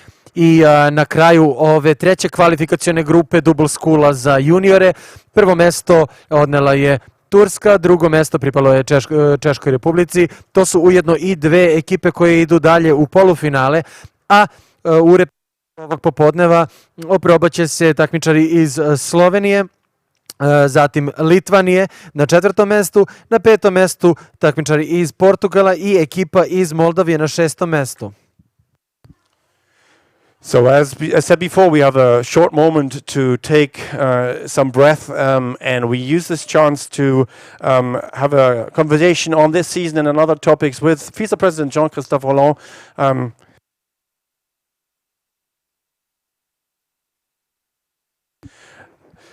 So Jean-Christophe, welcome to the commentators booth. Have you ever thought of joining the commentary team? Sorry. Hello. Good morning, everyone. Can you hear me all? Okay, so yeah, I'm very pleased to be with you today. And no, I'm not an expert in commentary, but I'm happy to answer your question. Yeah, so thanks a lot. So this season has been crazy. We all have been so eager to start the season in February and March. We had great championships in Paris on the indoor side, but then everything changed. COVID-19 came and changed the world. What are your feelings as FISA president and as a former athlete, as an Olympian, about this year? What a year. What a year. Who have been able to imagine what we have experienced this year? Awful, and I'm really frustrated as for the athletes. I mean, first had to have such a year, we're having to cancel all the international events. So I'm really on one hand, I'm very frustrated because we haven't had the fantastic year we could have expected in 2020. But on the other hand, I'm very happy to be here and to see to see all these athletes having the opportunity at least to experience a competition. So yeah, an awful year. I hope that the future will be better than it was this year. Very frustrated, and hopefully 2021 will be back with a normal season, and I really hope for the athletes. Yeah, you spent the summer replanning the 2021 season, relocating all the dates. But now we're in Belgrade in Serbia. You've come here yesterday and had some discussions. What do you think about the venue and the preparations that the organizing committee did? Well, it's not the first time we are here in Belgrade. I must say that we have been here at least three times, I think, with the World Cup, the European Championship already. So we know the course. It's a fantastic course. The organizing committee is really well experienced, and I must say that we have already had successful events here. So I'm very pleased with Belgrade organization and rowing course, and obviously they have now the 2022 World Championships, which will be the qualification year for the 2024 Olympic Games in Paris. So looking forward to it.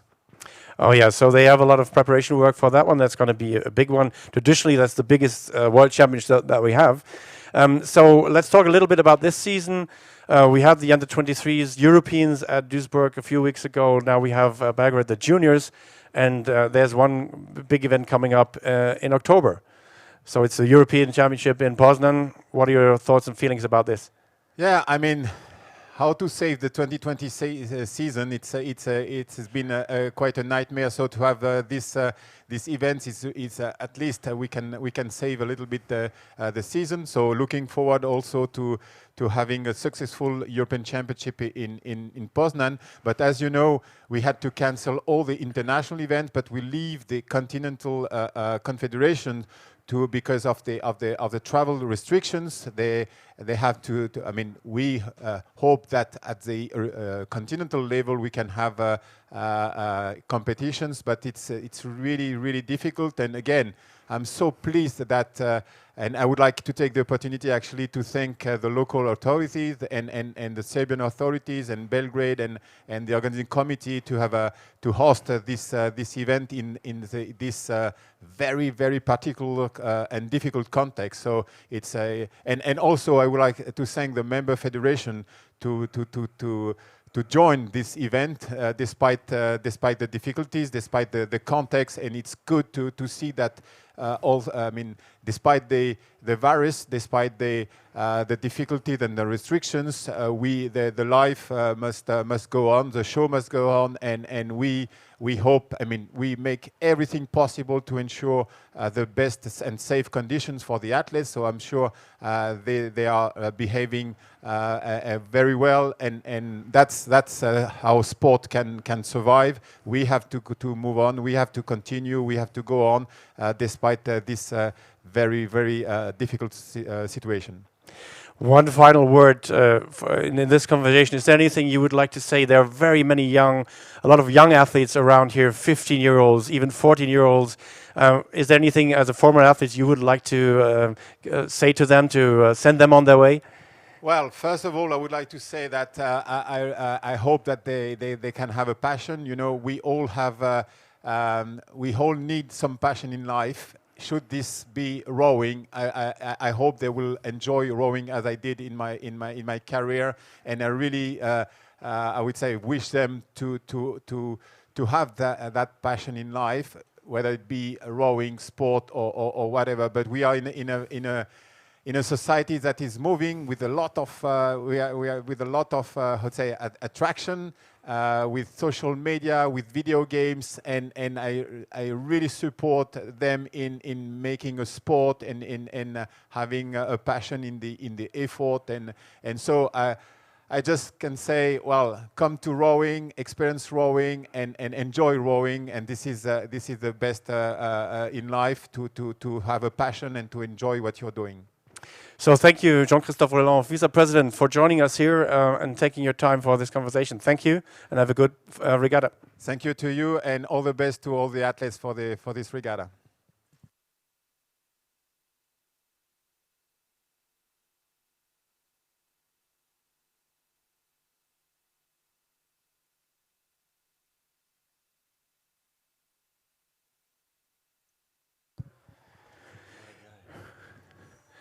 So words of encouragement from FISA President Jean-Christophe Roland, but I'm sure the athletes now lying at the starting pontoon, beautifully set here by the OC and by the authorities of Belgrade in the junior women's four, don't need any further motivation to be powering along the course. And in just a few moments, the quiet before the start, lights go red and then they go green and the buzzer goes. Here we have the four crews: Czech Republic, Romania, Spain and Poland powering down, and the qualification rule is here: just the winner takes it all, meaning going through directly to the A final tomorrow. Upravo smo prisustvovali, u stvari gledali smo start ženskog četverca bez. U pruzi 1 je posada Češke, pruga 2 Rumunija, pruga 3 Španija i pruga 4 Poljska. Važno napomenuti ovde da pobednik ide direktno u finale, dok ostali moraju da se izbore za finale kroz repesaž. It's a very, very great look at the start. We didn't have a chance to see the start like this in the previous races because they were overlapping with the other ones, but I love watching starts. Yeah, I mean, some people say that if you want to race if you go watching single racing, it's better at the finish. But bigger boats is so exciting at the start with the quiet, a lot of athletes just sitting there, and then once the buzzer goes, the clash of the blades into the water, Exactly. the screaming of the coxswains when we come to the eights later on. That's really good to watch. So go up there to the start if you have the chance and watch it. Here we have four crews, just one place to be had from this race for the final A. And who's the first one? Who are the first ones to show in the junior women's four?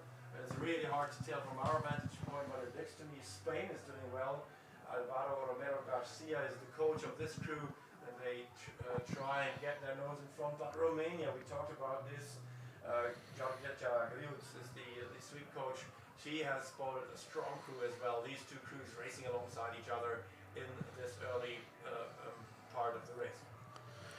It's always interesting to see the Romanians come as a whole crew. Especially, I remember when I was racing for the juniors team, they were always in big numbers, performing big results, and even in the women's and the men's disciplines. And it's especially we from here we know them very well because we race them in Balkan Road championships as well. So we have the opportunity to kind of test our speed with theirs very often, and it's always, there's a lot of great guys that I remember from my rowing days that I'm still in contact with, actually, from Romania. Quite a gutsy start and quite a gutsy first half of the race from the Spanish combination of Rodriguez, Baro, Magana Campos and Mialgo. They hold a slight lead over Romania as we come closer towards the 1,000 meter mark, but Romania is overrating them and trying to close the gap. I think they have the greater boat speed at this point, Savo. What do you think?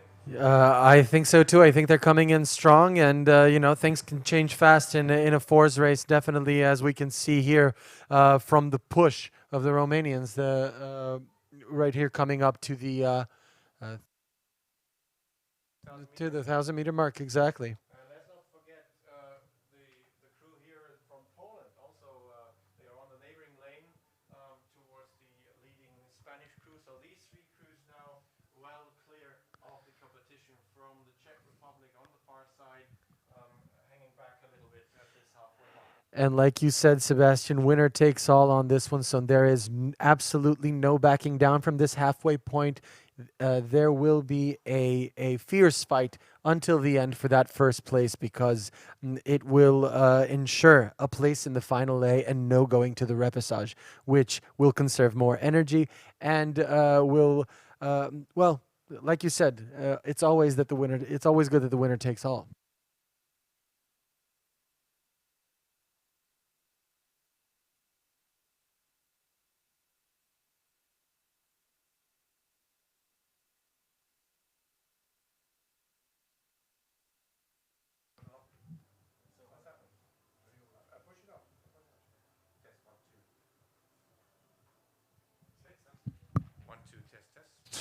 Test.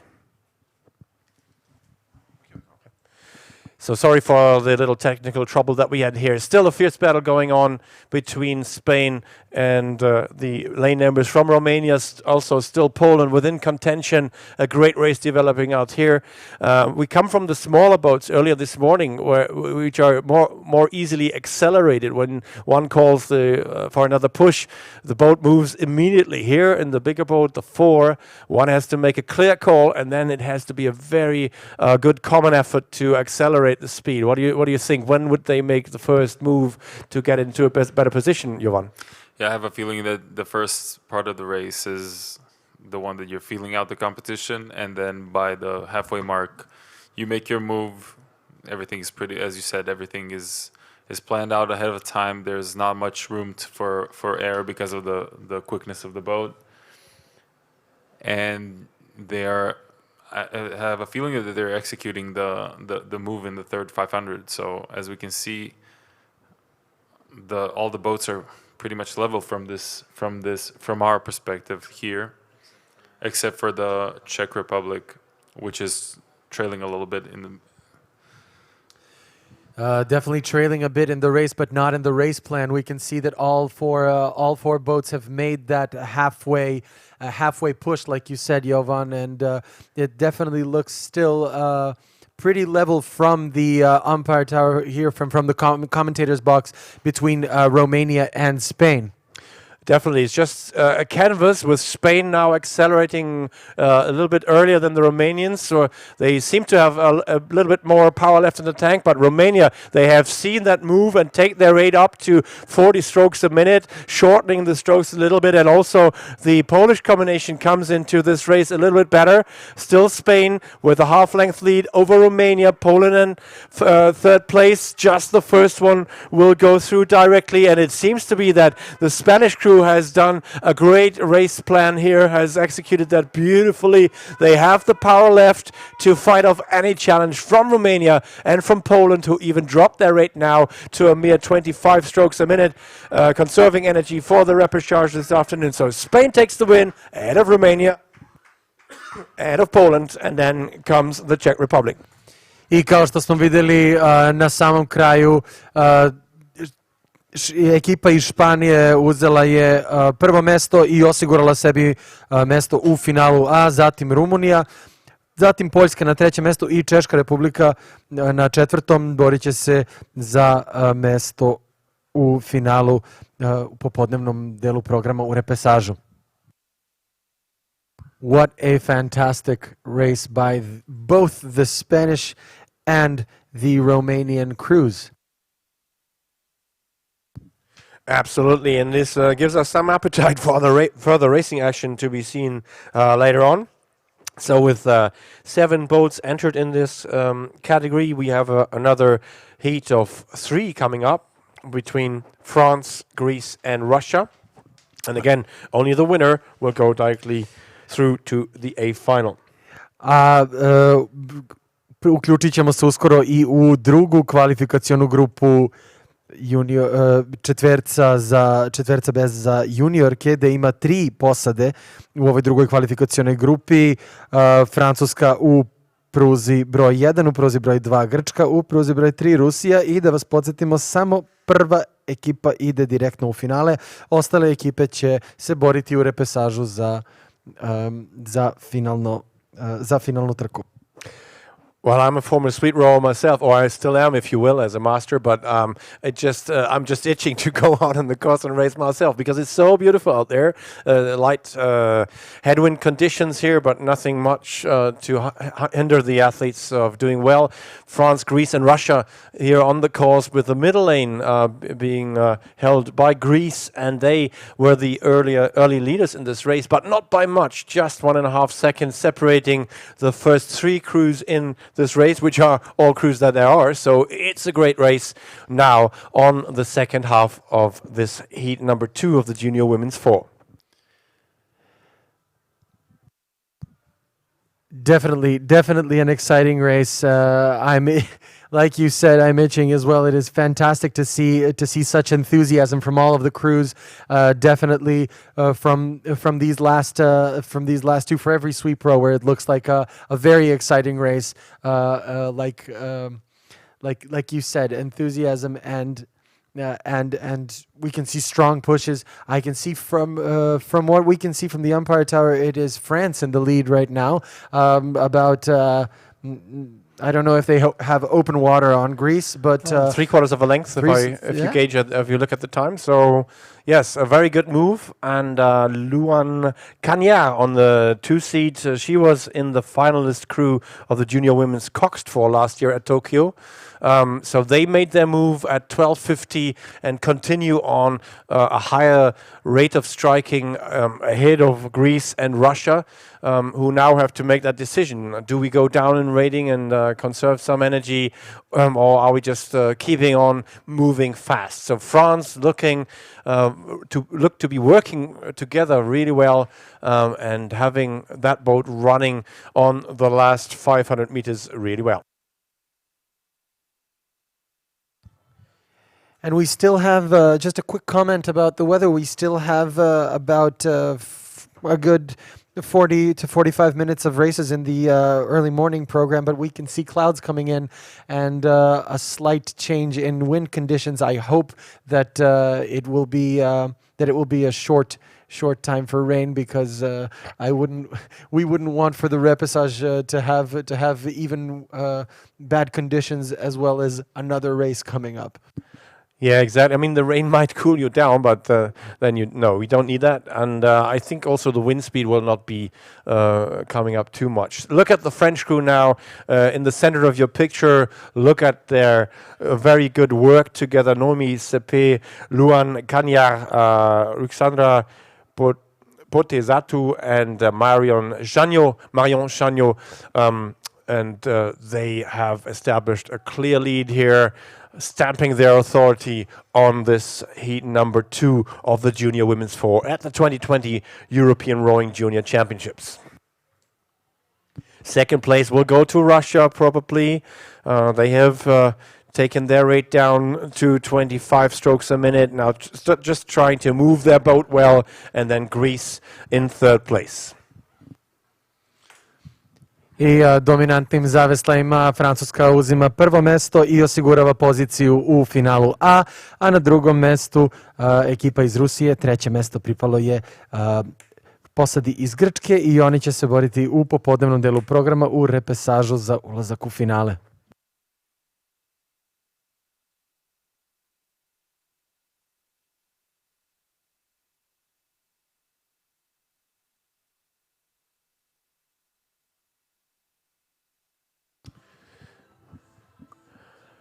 Next race coming up is the Junior Men's 4. 6 boats, full field here on the course, Ada Cigania race course, and the qualification rule here is just the winner goes through. So we have 12 crews entered, 2 heats of 6 each, and we see again a Spanish crew in the lead here. The Spanish taking the early lead at the halfway mark, also in command of this race. But it's very tight-knit. Behind them, just half a length for Spain over the part of the field here for places 2 to 4. Trenutno na stazi je trka četveraca B za juniore. Prva kvalifikacijna grupa. Ovdje isto samo prva posada ide u finale. Direktno. Ostali idu kroz repesaž koji će se održati popodne. U prvi broj 1 je Češka, pruga broj 2 Rusija, pruga broj 3 Francuska, pruga 4 Srbija, pruga 5 Španija i pruga 6 Poljska. Takmičari su prošli sada 1000 metara i približavaju se već bogami 1000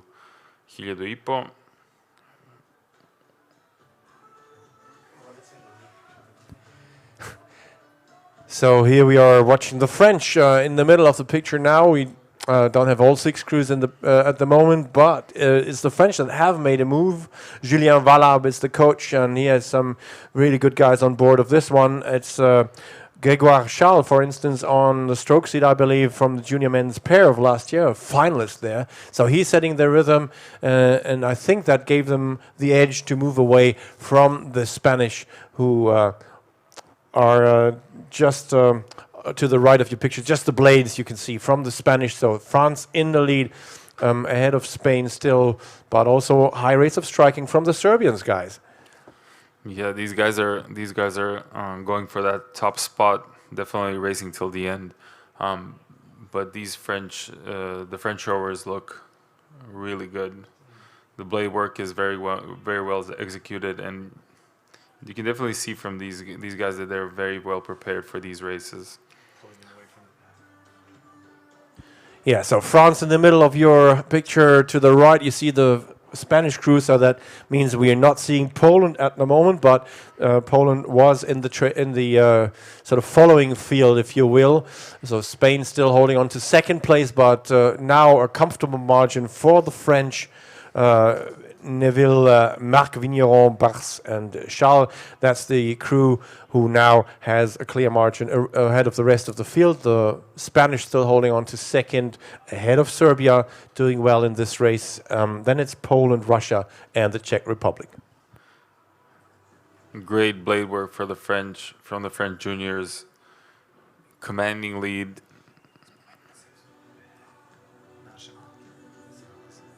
Takmičari iz Francuske se približavaju cilju i trenutno su na prvom mestu. Naši momci su trenutno na trećem i bore se za drugo mesto protiv Španije. So only the French can be seen because the rest of the crews are quite far behind now. But look at the French crew with the bucket, as the Americans say, in the middle of the boat, working together beautifully, moving that boat really fast, qualifying directly out of the 12 boats. It's just the two winners of the two heats that will go through directly, and France certainly have made their impression on this race. And that was close between Spain and Serbia. Guys, who was second and third? I didn't see. I have a feeling that the Spanish crew took it, but it was a great effort from the Serbian guys. And it's Russia now coming in fourth, just ahead of the Czech Republic and Poland. So a great race here for the victory in the junior men's for heat number 1 at the 2020 European Rowing Junior Championships in Belgrade.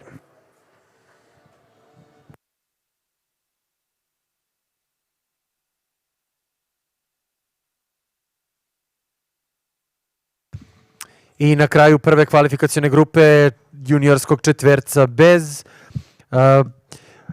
direktan plasman u finale, a je osvojila posada Francuske, a u repesažu će se za finalna mesta boriti Španija koja je uzela drugo mesto, Srbija treće koja je uzela, četvrto mesto koje je pripalo Rusiji, peto mesto Češkoj Republici i šesto mesto Poljskoj. To su posade koje će otići u repesaž ovog popodneva, a Francuska, kao što smo već rekli, u finalu A.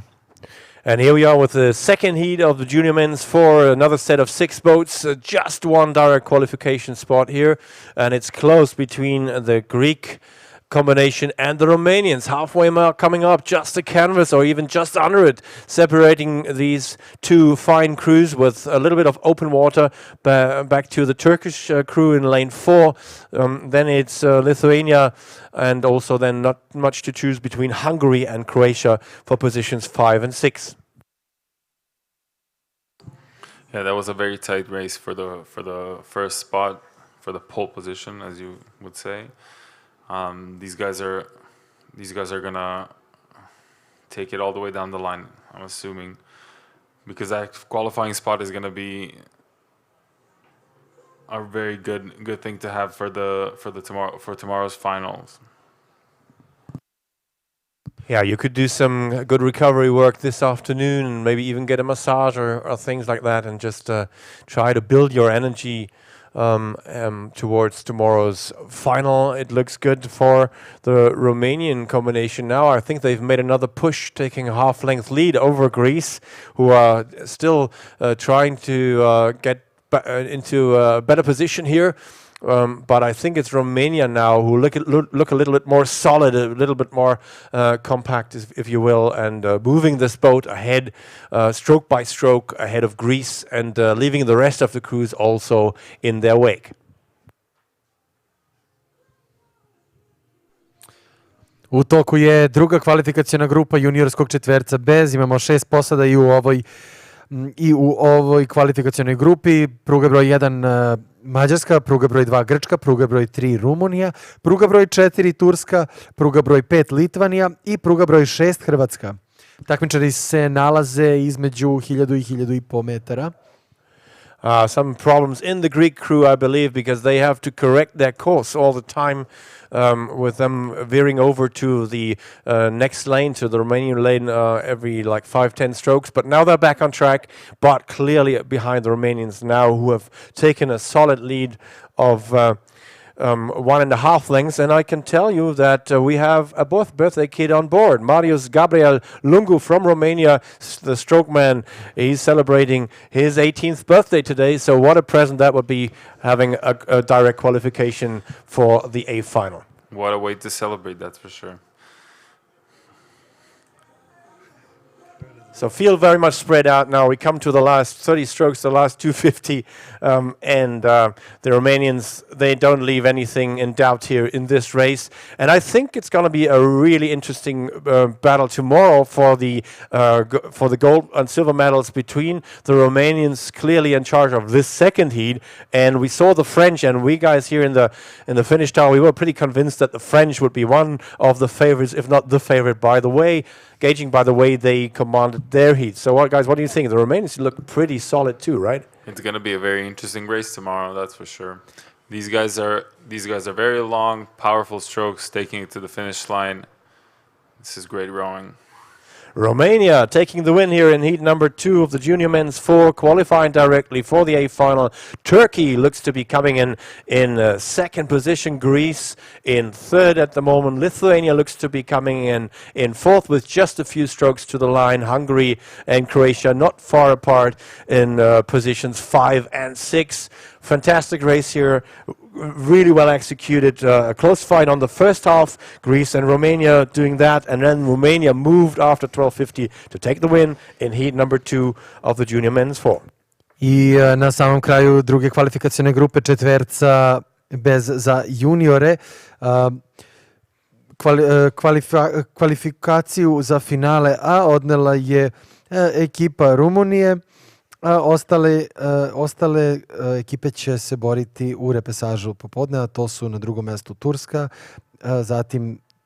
zatim Grčka, na 4. mestu Litvanija, zatim na 5. mestu Mađarska i Hrvatska na 6. mestu. Kao što su moje kolege primetile, i u prvoj i u drugoj kvalifikacionoj grupi videli smo definitivne favorite, a to su Francuzi i Rumuni. To će biti fantastična trka na koju treba zaista obratiti pažnju sutra na finalnom takmičenju. So guys, from sweep rowing we now move back to sculling, to the quads, and I always love that boat class. It's so beautiful, so symmetric. It's probably the sort of ballet dancing of rowing, if you will, the quad. It's a totally different way of moving the boat compared to the Coxless 4. But here we have a great set of athletes. Junior women's quadruple scull, heat number 1 coming up. Altogether we have 9 crews, so 1 heat with 5 and 1 heat with 4. The Czech Republic, Ireland, Switzerland and Slovenia, as well as France, composing this field. And talking about France, it looks to be France leading this at the halfway mark.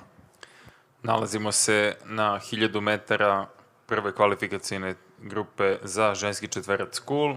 Pruga 1 Češka, pruga 2 Irska, pruga 3 Švajcarska, 4 Slovenija i pruga broj 5 Francuska. Francuska je, kao što smo mogli da vidimo, prošla prva kroz 1000 metara, ali ima još pola trke do kraja, pa pratit ćemo situaciju da vidimo kako će se odviti trka do kraja. As we can see, the French crews are dominating on one side and the Romanians are dominating on the other. We can see that they have definitely gauged their readiness for this late start of the international season. What do you think, Sebastian? Oh yeah, definitely. They all prepared well, had training camps for weeks, and I think it's going to be developing into an interesting race also between the French, the Swiss combination in the middle lane now coming up strongly as well. So it's France actually in the lead ahead of the Czech Republic and Switzerland. So this is a tight-knit field, still about a length separating the first three crews, and the first two crews will go through to the final eight directly from this heat number 1 of the junior women's quadruple sculls. Ono što je bitno naglasiti za ovu prvu kvalifikacionu grupu četverca Skull juniorke je da prve dve posade prolaze u finale A, dok treća, četvrta, peta i tako dalje idu u repesaže.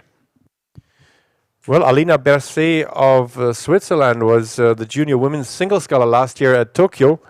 And she won the B final there, so a strong sculler now setting the pace in this Swiss combination coached by Pamela Weishaupt, and they set the pace in this race, don't they, the Swiss? Yes, the Swiss are definitely leading the pack, and as you said, if they have some experience in the boat from last year's juniors, that really shows in these types of situations. Now we hear the cowbells. That means that the boats are approaching the finish line. So it's going to be a good race between the Swiss and the French, from what I can see from the commentary box. Guys, I don't know if it's the weather change or if it's the race. I get goosebumps on my back because this race is really developing into quite a fight between the French combination, Gaël Despierres is the coach on the grandstand side, and the Swiss in the middle section, in the middle of this course, and it's not decided at all. There was a flash of lightning in the background. Let's hope that stays away for a while.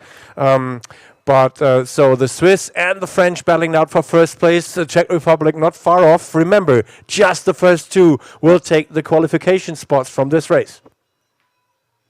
Switzerland looking strong there, setting their pace at 37, 38 strokes a minute now with a 3/4 of a length lead over. Yes, who's second place? Is it the Czech Republic or is it France desperately trying to edge their bow in front? It's the Czech Republic coming across the line in second place.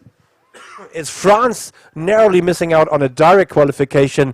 So it's Ireland in fourth, and then it's Slovenia in fifth place. In fifth place. I na kraju prve kvalifikacione grupe četverca Skull juniorke. Prvo mesto je svakako otišlo ekipi iz Švajcarske, a za drugo i treće mesto biće između Češke Republike i Francuske, ali sačekat ćemo zvanične rezultate pre nego što ih objavimo. Bilo je zaista gusto do samog kraja i vidjet ćemo ko će biti druga posada koja je osvojila direktan plasman u finale A. Happy Swiss scholars on the screen now. And we remember there's a second heat coming up very soon, and it's already on the course. Serbia, Russia, Romania, and Poland. And again, it's just 2 qualification slots from this one. And coming past 500 meters, it was a good lead for Romania, actually, with a clear margin over Poland.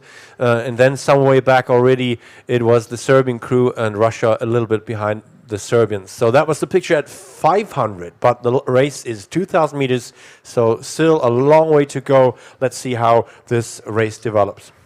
Trenutno možemo da vidimo prolazak takmičarki iz druge kvalifikacijne grupe kroz 1000 metara. U pruzi broj 1 Srbija, pruga broj 2 Rusija, pruga broj 3 Rumunija i pruga 4 Poljska. Kao što smo vidjeli pre 5 sekundi, mogli smo da vidimo takmičarke iz Rumunije kako kroz polovinu trke prolaze na prvoj poziciji. Ponavljam, kvalifikacije za finale direktno idu prve dve posade. Yeah, so at 1,000, the Romanians already had 5 seconds over Poland, but and then Poland had another 7 seconds over Russia. So the field very much spreading out here, but I think the TV picture doesn't quite match here, because I think the margin between Poland and Russia is not as big as we see it here on the screen, as we see on the timing that we are getting here. It's Romania nonetheless who look to be really in command of this race. Beautiful solid rhythm set there by Adelina Florina Vesetio on the stroke seat, and they have the authority over this race at the moment. But who's coming in second place? Is it Poland, or is it Russia, or is it even Serbia over there in lane 1? I think Russia and Poland not too far apart. Definitely, the Romanian squad is going to take this one. It seems like it. The Polish crew is fighting to be in the second spot, but that's a pretty comfortable margin between them and the third place Russians. So a lot clearer in the second heat of the junior women's quadruple sculls, not as closely fought for compared to the first heat here. Romania really looking good here in the middle lane, in lane number 3. And also they have some experience. The bowwoman Patricia Sires, she won a medal in this class last year in Tokyo, a bronze medal for Romania on the Olympic course. The Olympic test event last year was a beautiful thing, with all the challenges that they had to set it up from scratch, but they managed so well. And so we're all looking forward to going to Tokyo, and the athletes also who train on Olympic level to go and experience that games hopefully next year. Romania is in the lead in the junior women's quadruple sculls, heat number 2, with about 20 strokes to the line. Takmičarke iz Rumunije sa komanduju ovom trkom i do kraja će najverovatnije ostati na prvoj poziciji i tako osigurati svoje mesto u finalu.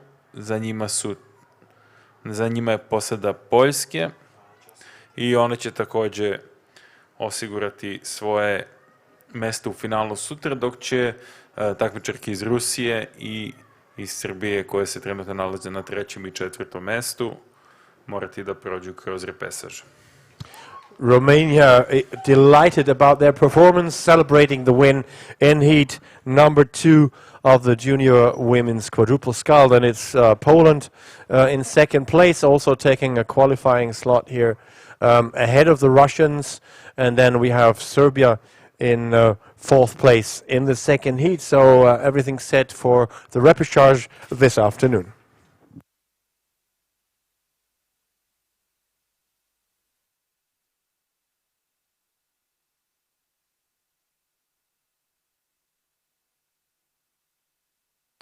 Very different picture from this morning. The clouds are kind of. I think we jinxed it a little bit with the rain.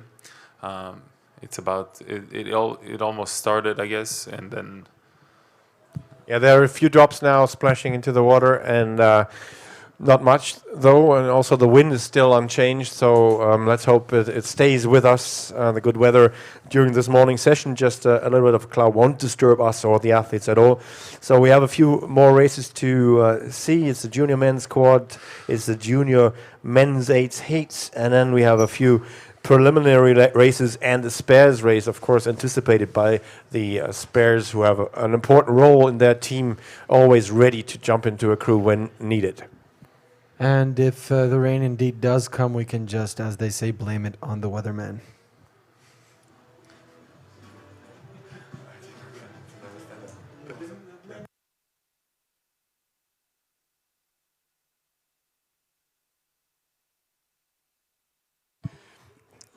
So here we are with with the first heat of the junior men's quads: Turkey, Belarus, France, Romania, Slovenia, and the Czech Republic. So a beautiful set of 6 crews here in this heat number 1. Altogether, we have 17 crews in this competition. That means we will see 3 heats. The first 2 of each heat will go through directly to the semi-final, of course.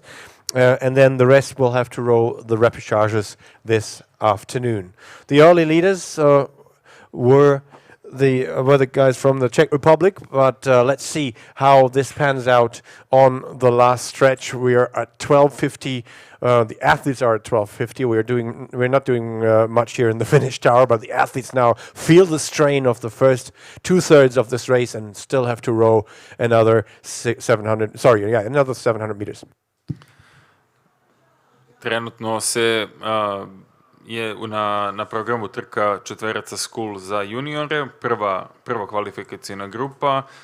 Prve dve posade će se kvalifikovati direktno za polufinale, ostali će ići kroz repesaž. Vidimo da se trenutno velika borba vodi za tu drugu poziciju. Prvo mesto trenutno imaju veslači iz Češke. Na drugu poziciju drže trenutno takmičari iz Belorusije i bore se sa momcima iz Francuske za tu drugu poziciju. Ostali učesnici u ovoj kvalifikacijnoj trci su Turska, Rumunija i Slovenija. Very good and solid rhythm in the Czech Bowl. Czech Republic leading this heat number 1 of the junior men's quadruple sculls on the grandstand side. The drops get a little bit bigger now as we come to the final stages of this race. It's the Czech Republic leading the way home here in front of Belarus. Ahead of Belarus, Belarus themselves have a margin of a length and a half over France. So Belarus and the Czech Republic qualify directly for the semi-final. The rest of the crews, being France, Turkey and Romania, as well as Slovenia, will have to row the repêchage this afternoon. Prvi u ovoj kvalifikacijnoj trci su bili momci iz Češke, druga pozicija je pripala za momke iz Belorusije, na trećoj poziciji su takmičari iz Francuske, četvrti su bili momci iz Turske, peti iz Rumunije i na 6. mestu posada Slovenije. Prve dve posade direktno su se plasirale u polufinale. Sada možemo da vidimo da je malo pojačala intenzitet kiša, ali ovo je, kako naši treneri vole da kažu, samo na oblak, tako da čekamo da prođe i da se vrati lepo vreme. He said the rain is picking up, but as our coaches really like to say, it's just on the cloud, so it's going to pass. I mean, which is such a lie, because it never passes. It's a pretty big cloud. It's a pretty big cloud. So the rain is getting a little bit heavy here as we look at the second heat of the junior men's quadruple scull. That makes the handles of the blades a little bit more difficult, a little bit more slippery. But I'm sure the athletes have experienced that before, so they should hold on to their blades and just power down the course. It's really, really a great race here again in the junior men's quad between Serbia, Russia, Ireland, Slovakia, Poland and Croatia in the second heat of the junior men's quadruple scull. I think the Croatians are doing well on the grandstand side, but we'll tell you more about this race when we have a clearer picture. A u toku je druga kvalifikaciona grupa, četverca Sculls za juniore. Imamo i u ovoj drugoj kvalifikacionoj grupi 6 posada. Pruga broj 1 Srbija, pruga broj 2 Rusija, pruga broj 3 Irska, pruga broj 4 Slovačka, pruga broj 5 Poljska i pruga broj 6 Hrvatska. I kako je moj kolega Sebastian primetio, za sada odlično, barem iz sudijskog tornja može da se vidi da Hrvatska, koja je najbliža strani tribina, vodi, mada vidjet ćemo kako se sada stvari već menjaju, kako se približavaju 1000 metara. Yeah, so the Russians are proving their worth in this race. They to me look to be the favorites on paper. To the left of your picture, boating 3 former bronze medalists from last year, Grajewski, Kowalski and Grachev. But they get fierce competition here from their lane neighbors from Ireland, also a great sculling nation. Of course, they can sweep as well, but here they boat 4 fine athletes trying to challenge the Russian favorites for this leading position. But apart from maybe, sorry to say that, guys, the Serbians, the rest of the crew also quite close to contention for the first 2 places. That's okay. I think they're just getting warmed up for the repechage.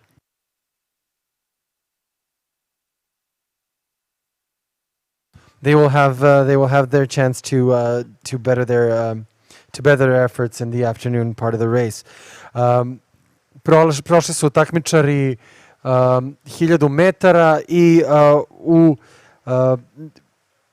posle tih 1000 metara i dalje je stvar neizvesna, osim Srbije koja je jedno dužinu do dužinu i po iza tih prvih 5 kvalifikovanih čamaca. Vidjet ćemo kako će se stvari razviti do kraja, neizvesno do isteka 2000 metara. Well, as you say in English, it never rains, but it pours. That's what it does. What it's doing at the moment was really heavy rain slashing down now on this race, on the heat number 2, making it difficult. But I've raced such races in heavy rain. It changes your mindset a little bit. In a way, it makes it even easier because everyone has to cope with these situations. It sort of changes your perception of the race a little bit. The perception of the performance of the Russian 4, no doubt about that. It's now 3/4 of a length for Russia over Ireland, who are doing extremely well as well.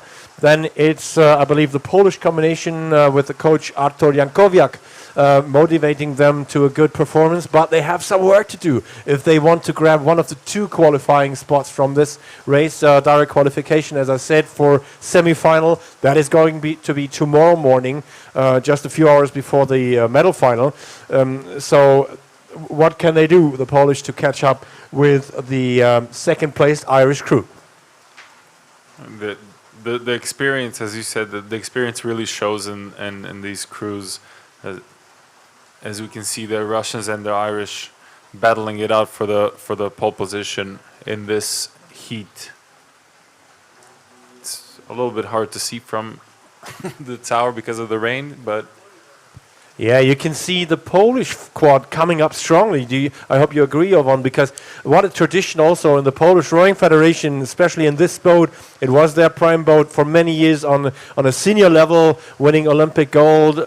Finally, I think in Beijing. But here we are with the juniors, and it's a battle on for second place between Ireland, seeming to fade a little bit, or is it just a strong push from Poland, making them row hard? It's the 2 boats coming down the course, the last 10 strokes. It's Russia clearly in command of this race, taking their rate down a little bit even, but it's Ireland desperately holding on to that second spot. Will they come through directly? Poland is closing in very quickly now, and it was too close to call for us here in the finish tower. Who came in second and third? It was close between Ireland and Poland.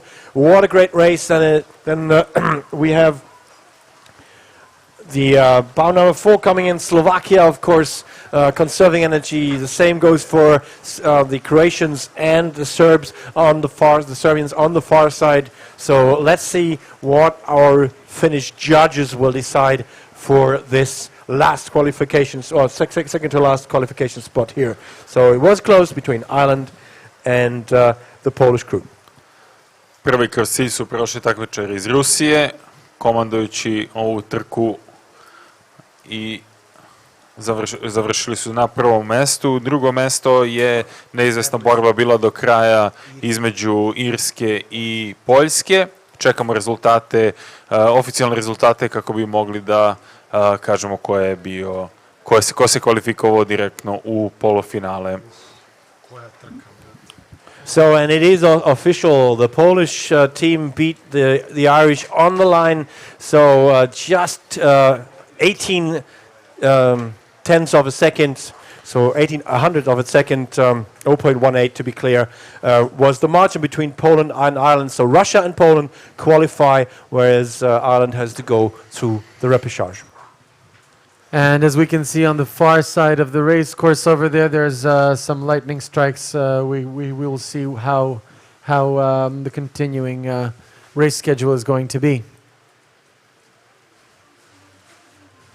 Yeah, some people like to explain that the quickest way to come away from a lightning is to row your race. That's what most judges and juries would do in this case. But let's see, we have another heat coming up here in the junior men's quad heat number 3, being contended between Ukraine, Estonia, Spain, Switzerland, and Lithuania. So that's from the left of your picture to the right. The Lithuanians, also a great sculling tradition, which of course applies to other countries as well. On the right of your picture. A u toku je treća kvalifikaciona grupa četverca Skull za juniore. Imamo 5 posada u ovoj trećoj kvalifikacionoj grupi i da vas podsjetim, samo prvi i drugi idu dalje u polufinale, dok od trećeg mesta nadalje se ide u repesaže.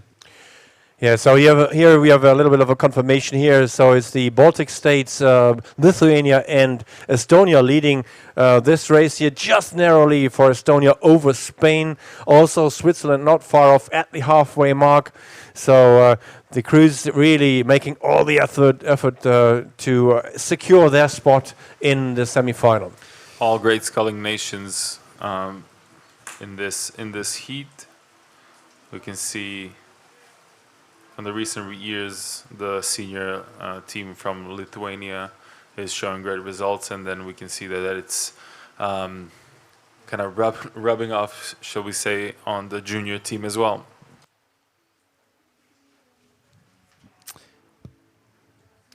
U ovoj trećoj kvalifikacionoj grupi nalaze se u pruzi broj 1 Ukrajina, u pruzi broj 2 Estonija, u pruzi broj 3 Španija, u pruzi broj 4 Švajcarska i u pruzi broj 5 Litvanija. Nakon 1000 metara i 1500 metara zapravo vidimo da su Litvanija i Estonija prva i druga, a prati ih Španija, zatim Švajcarska i Ukrajina, neizvesno za da kažem za sve posade. Vidjet ćemo na samom kraju, ovo su sve jake posade i kažem disciplina koja je bitna za svaku od ovih zemalja. Ladies and gentlemen, this is really great to watch. Get on your toes and support the crews. It's Lithuania commanding this race, but behind them, it's under a length between 3 crews. It's now the Estonian crew moving in second place, just ahead of Ukraine, who still have a very solid way of rowing, moving their boat. Can the Swiss also come into contention? Also Spain not far off. So this is a great picture here in the junior men's.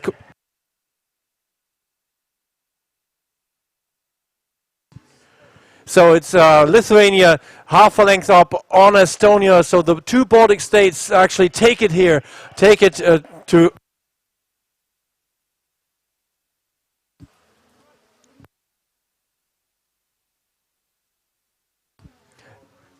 So 4th place for Switzerland here, and then we have Spain coming in 5th. So that was the 3rd and last heat of the junior men's quadruple sculls. And yeah, let's have some wrap up in Serbian, right?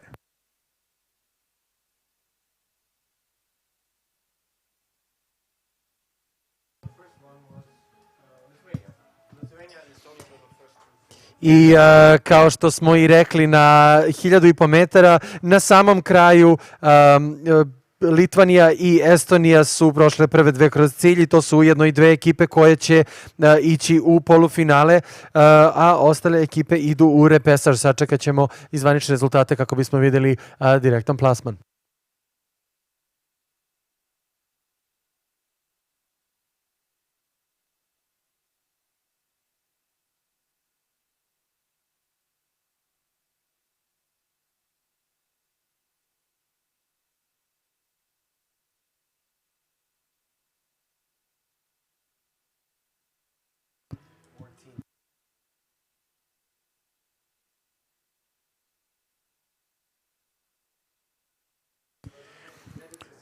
So with the quads being done, we now move on to the heats of the junior men's eights. It's heat number 1 already past halfway.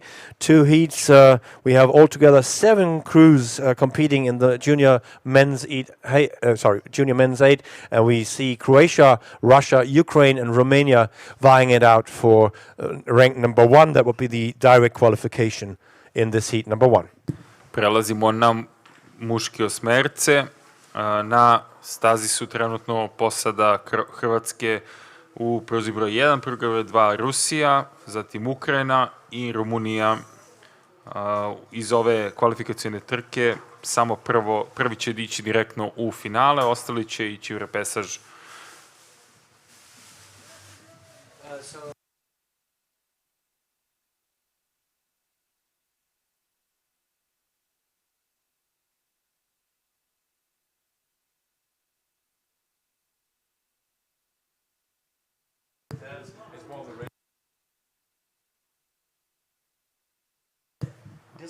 A very interesting battle going on between Russia, Ukraine, and Romania. From what we can see here, we're about to pass the 1500 meter mark really soon. So we're going to have confirmation on the leaders in the race. Yeah, so it was Russia at the halfway mark that were leading Ukraine about 3 seconds apart, so that's about a boat length, and I think this is reflected here also by the present standings around 400 meters left in this race. So Ukraine in the blue and white race shirts here, trying to up the rate. They're on 39 strokes a minute because they get some pressure from their lane neighbors, from Romania, that is. And so let's see what happens here on this last stretch of water. Croatia in 4th position at the moment. This field very much spread out with 250 meters to go. It's a pretty big margin for the Russians in front. They're going to take this this heat and qualify directly to the A final. Yeah, interesting to see the Russians now being at 35 strokes a minute, which is not a high rate of striking in the 8, so really moving their boat well and in command of this first heat, whereas the Ukrainians are on late 30 rates, I would say maybe even 40, trying to get their boat speed. They don't really have to make that hard push here because Romania now have dropped their rate, and the same goes for Croatia. So, but you want to conserve that speed, that feeling of the boat moving at the highest possible speed. So Russia, happy winners of this heat number 1, qualifying directly for final A in the junior men's 8, and second place were for Ukraine, and then third are Romania, and then Croatia in 4th. I na kraju prve kvalifikacione grupe juniorskog osmerca, prvo mesto i kvalifikaciju u finale A odnela je Rusija, zatim dužinu iza Ukrajina drugo mesto, treće mesto pripalo je Rumuniji i četvrto mesto veslačima iz Hrvatske koji će se svi zajedno boriti u repesažu za ulazak u finale. So here we have a shot of the winning crew from Russia. Really good performance, really strong here. They try to cool their legs down. Of course, they have all the heat, all the energy spent in their race, in their legs. Halfway mark in the second heat of the junior men's 8. Just 3 crews, but water fight is going on here. Serbia, Estonia, and the Czech Republic. I saw the Serbian 8 training yesterday, and they looked so good. Really, some tall guys in that crew, but a very good technical set crew. So let's see what they can do in this heat number 2.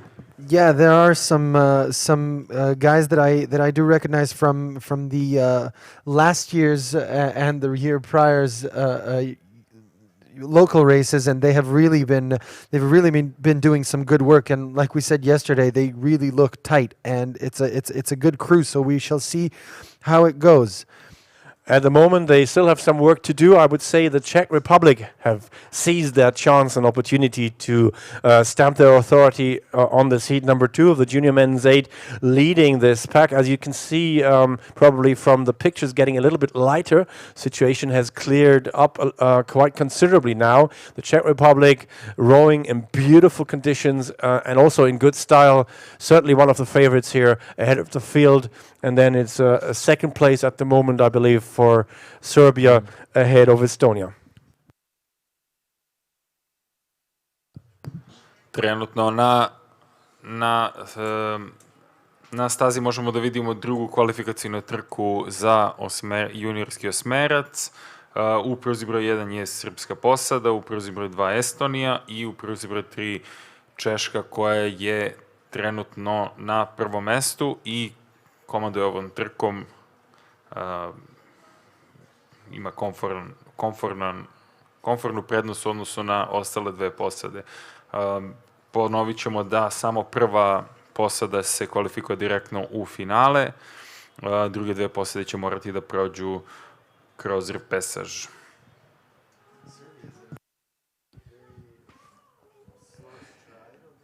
So the Czech Republic, as you can see, now clearly in command with about 250 to go. Beautiful style of rowing. That's how you should move an 8 like this. But yeah, let's see what the Serbian and the other crews that will have to compete in the repechage this afternoon can do tomorrow in the final, when all cars are distributed newly. This is just the heat, so let's wish all the best of luck for all the athletes that are still wanting to go for that medal tomorrow. From 11:30 onwards, roughly, we have the medal final. We have the finals, and then the medal finals, and we finish at 3 o'clock tomorrow afternoon. So come back if you joined us today on worldrowing.com, and tune in again tomorrow. We will let you know the times a little bit later. So that's the Czech Republic crossing the line in first place, about 100 meters ahead of Serbia, striking just 20 strokes a minute. But also at 20 strokes, you can sort of try and build confidence about your rhythm, about the way you sort of move your boat, right? Or do you have to do 39, Java? I would be way more comfortable racing to the finish line, to be honest. But I guess they have their tactics or game plan for this championships. We see Serbia and Estonia passing through the finish line. I think one of the things that we have to remind ourselves and remind everybody is that we are in the heats right now, and like we said, we were talking about tactics this morning, but we had a couple of very high octane races, if you will, where it was. Where there were the finishes that were not so certain, that were some heated battles, and we might have gotten our blood a little hot for this race. Maybe tomorrow, I think it's going to be a little more exciting to watch the 8s. Yeah, and you have to remember that the junior men's 8s repechage is at 3:25 this afternoon. So if I look at the watch, it's 11:50 here in Belgrade now. So just 3.5 hours from now, I believe, if I'm gauging that correctly. Not much time to recover.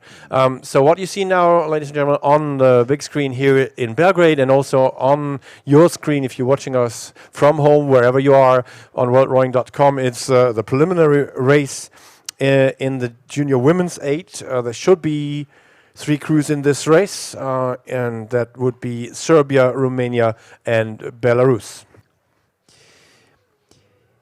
A u toku je preliminarna trka juniorskog osmerca, ženskog juniorskog osmerca. Imamo 3 posade u ovoj preliminarnoj trci. To su pruga 1 Srbija, pruga 2 Rumunija i pruga 3 Belorusija. Za sada vidimo da su posada iz Belorusije i posada iz Rumunije vode jednu bitku za prvo mesto, dok je u pruzi broj 1 Srbija 2 do 3 dužine iza.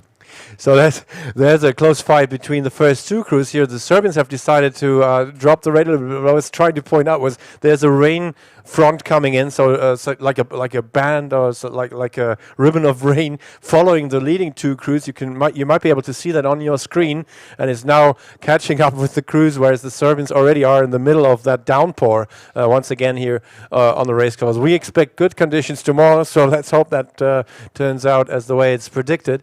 Today we have seen beautiful conditions all down till like about half an hour ago, and I think it's going to be fine later today. So Romania and also the crew from Serbia here in the race, and of course it's also the crew from Belarus who are nearly alongside Romania. The wind has come around. We had a headwind all morning. Now we have a tailwind, and that's picking up strongly, driving the rain with it. So we can't see the start at the moment. But that's how we are now to sport. That's how it is sometimes, right? Well, yeah, this is kind of, it's end of September in Belgrade. This is a very, I don't want to say a common thing, but it's not something to be surprised.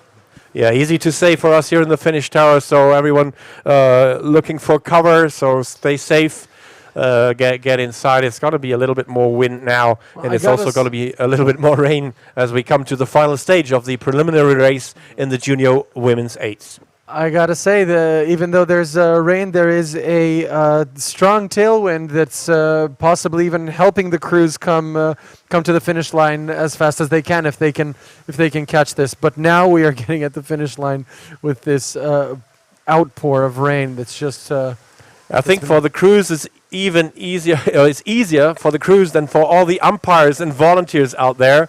Our thoughts now reach out to them, who are managing this regatta so well so far. We're trying to get cover for the electronic devices that we use here.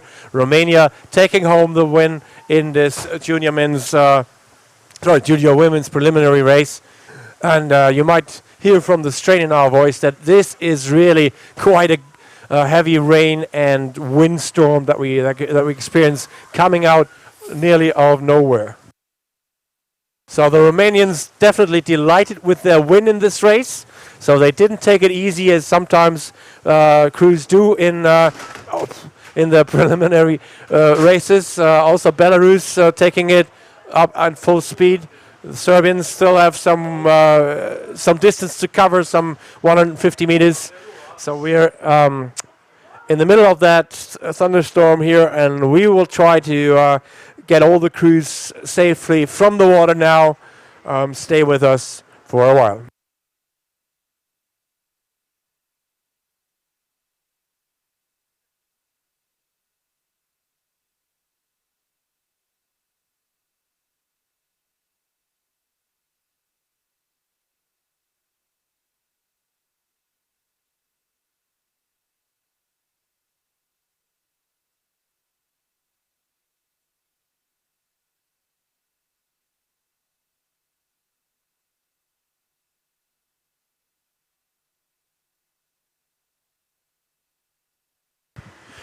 Ladies and gentlemen, please seek indoor areas now.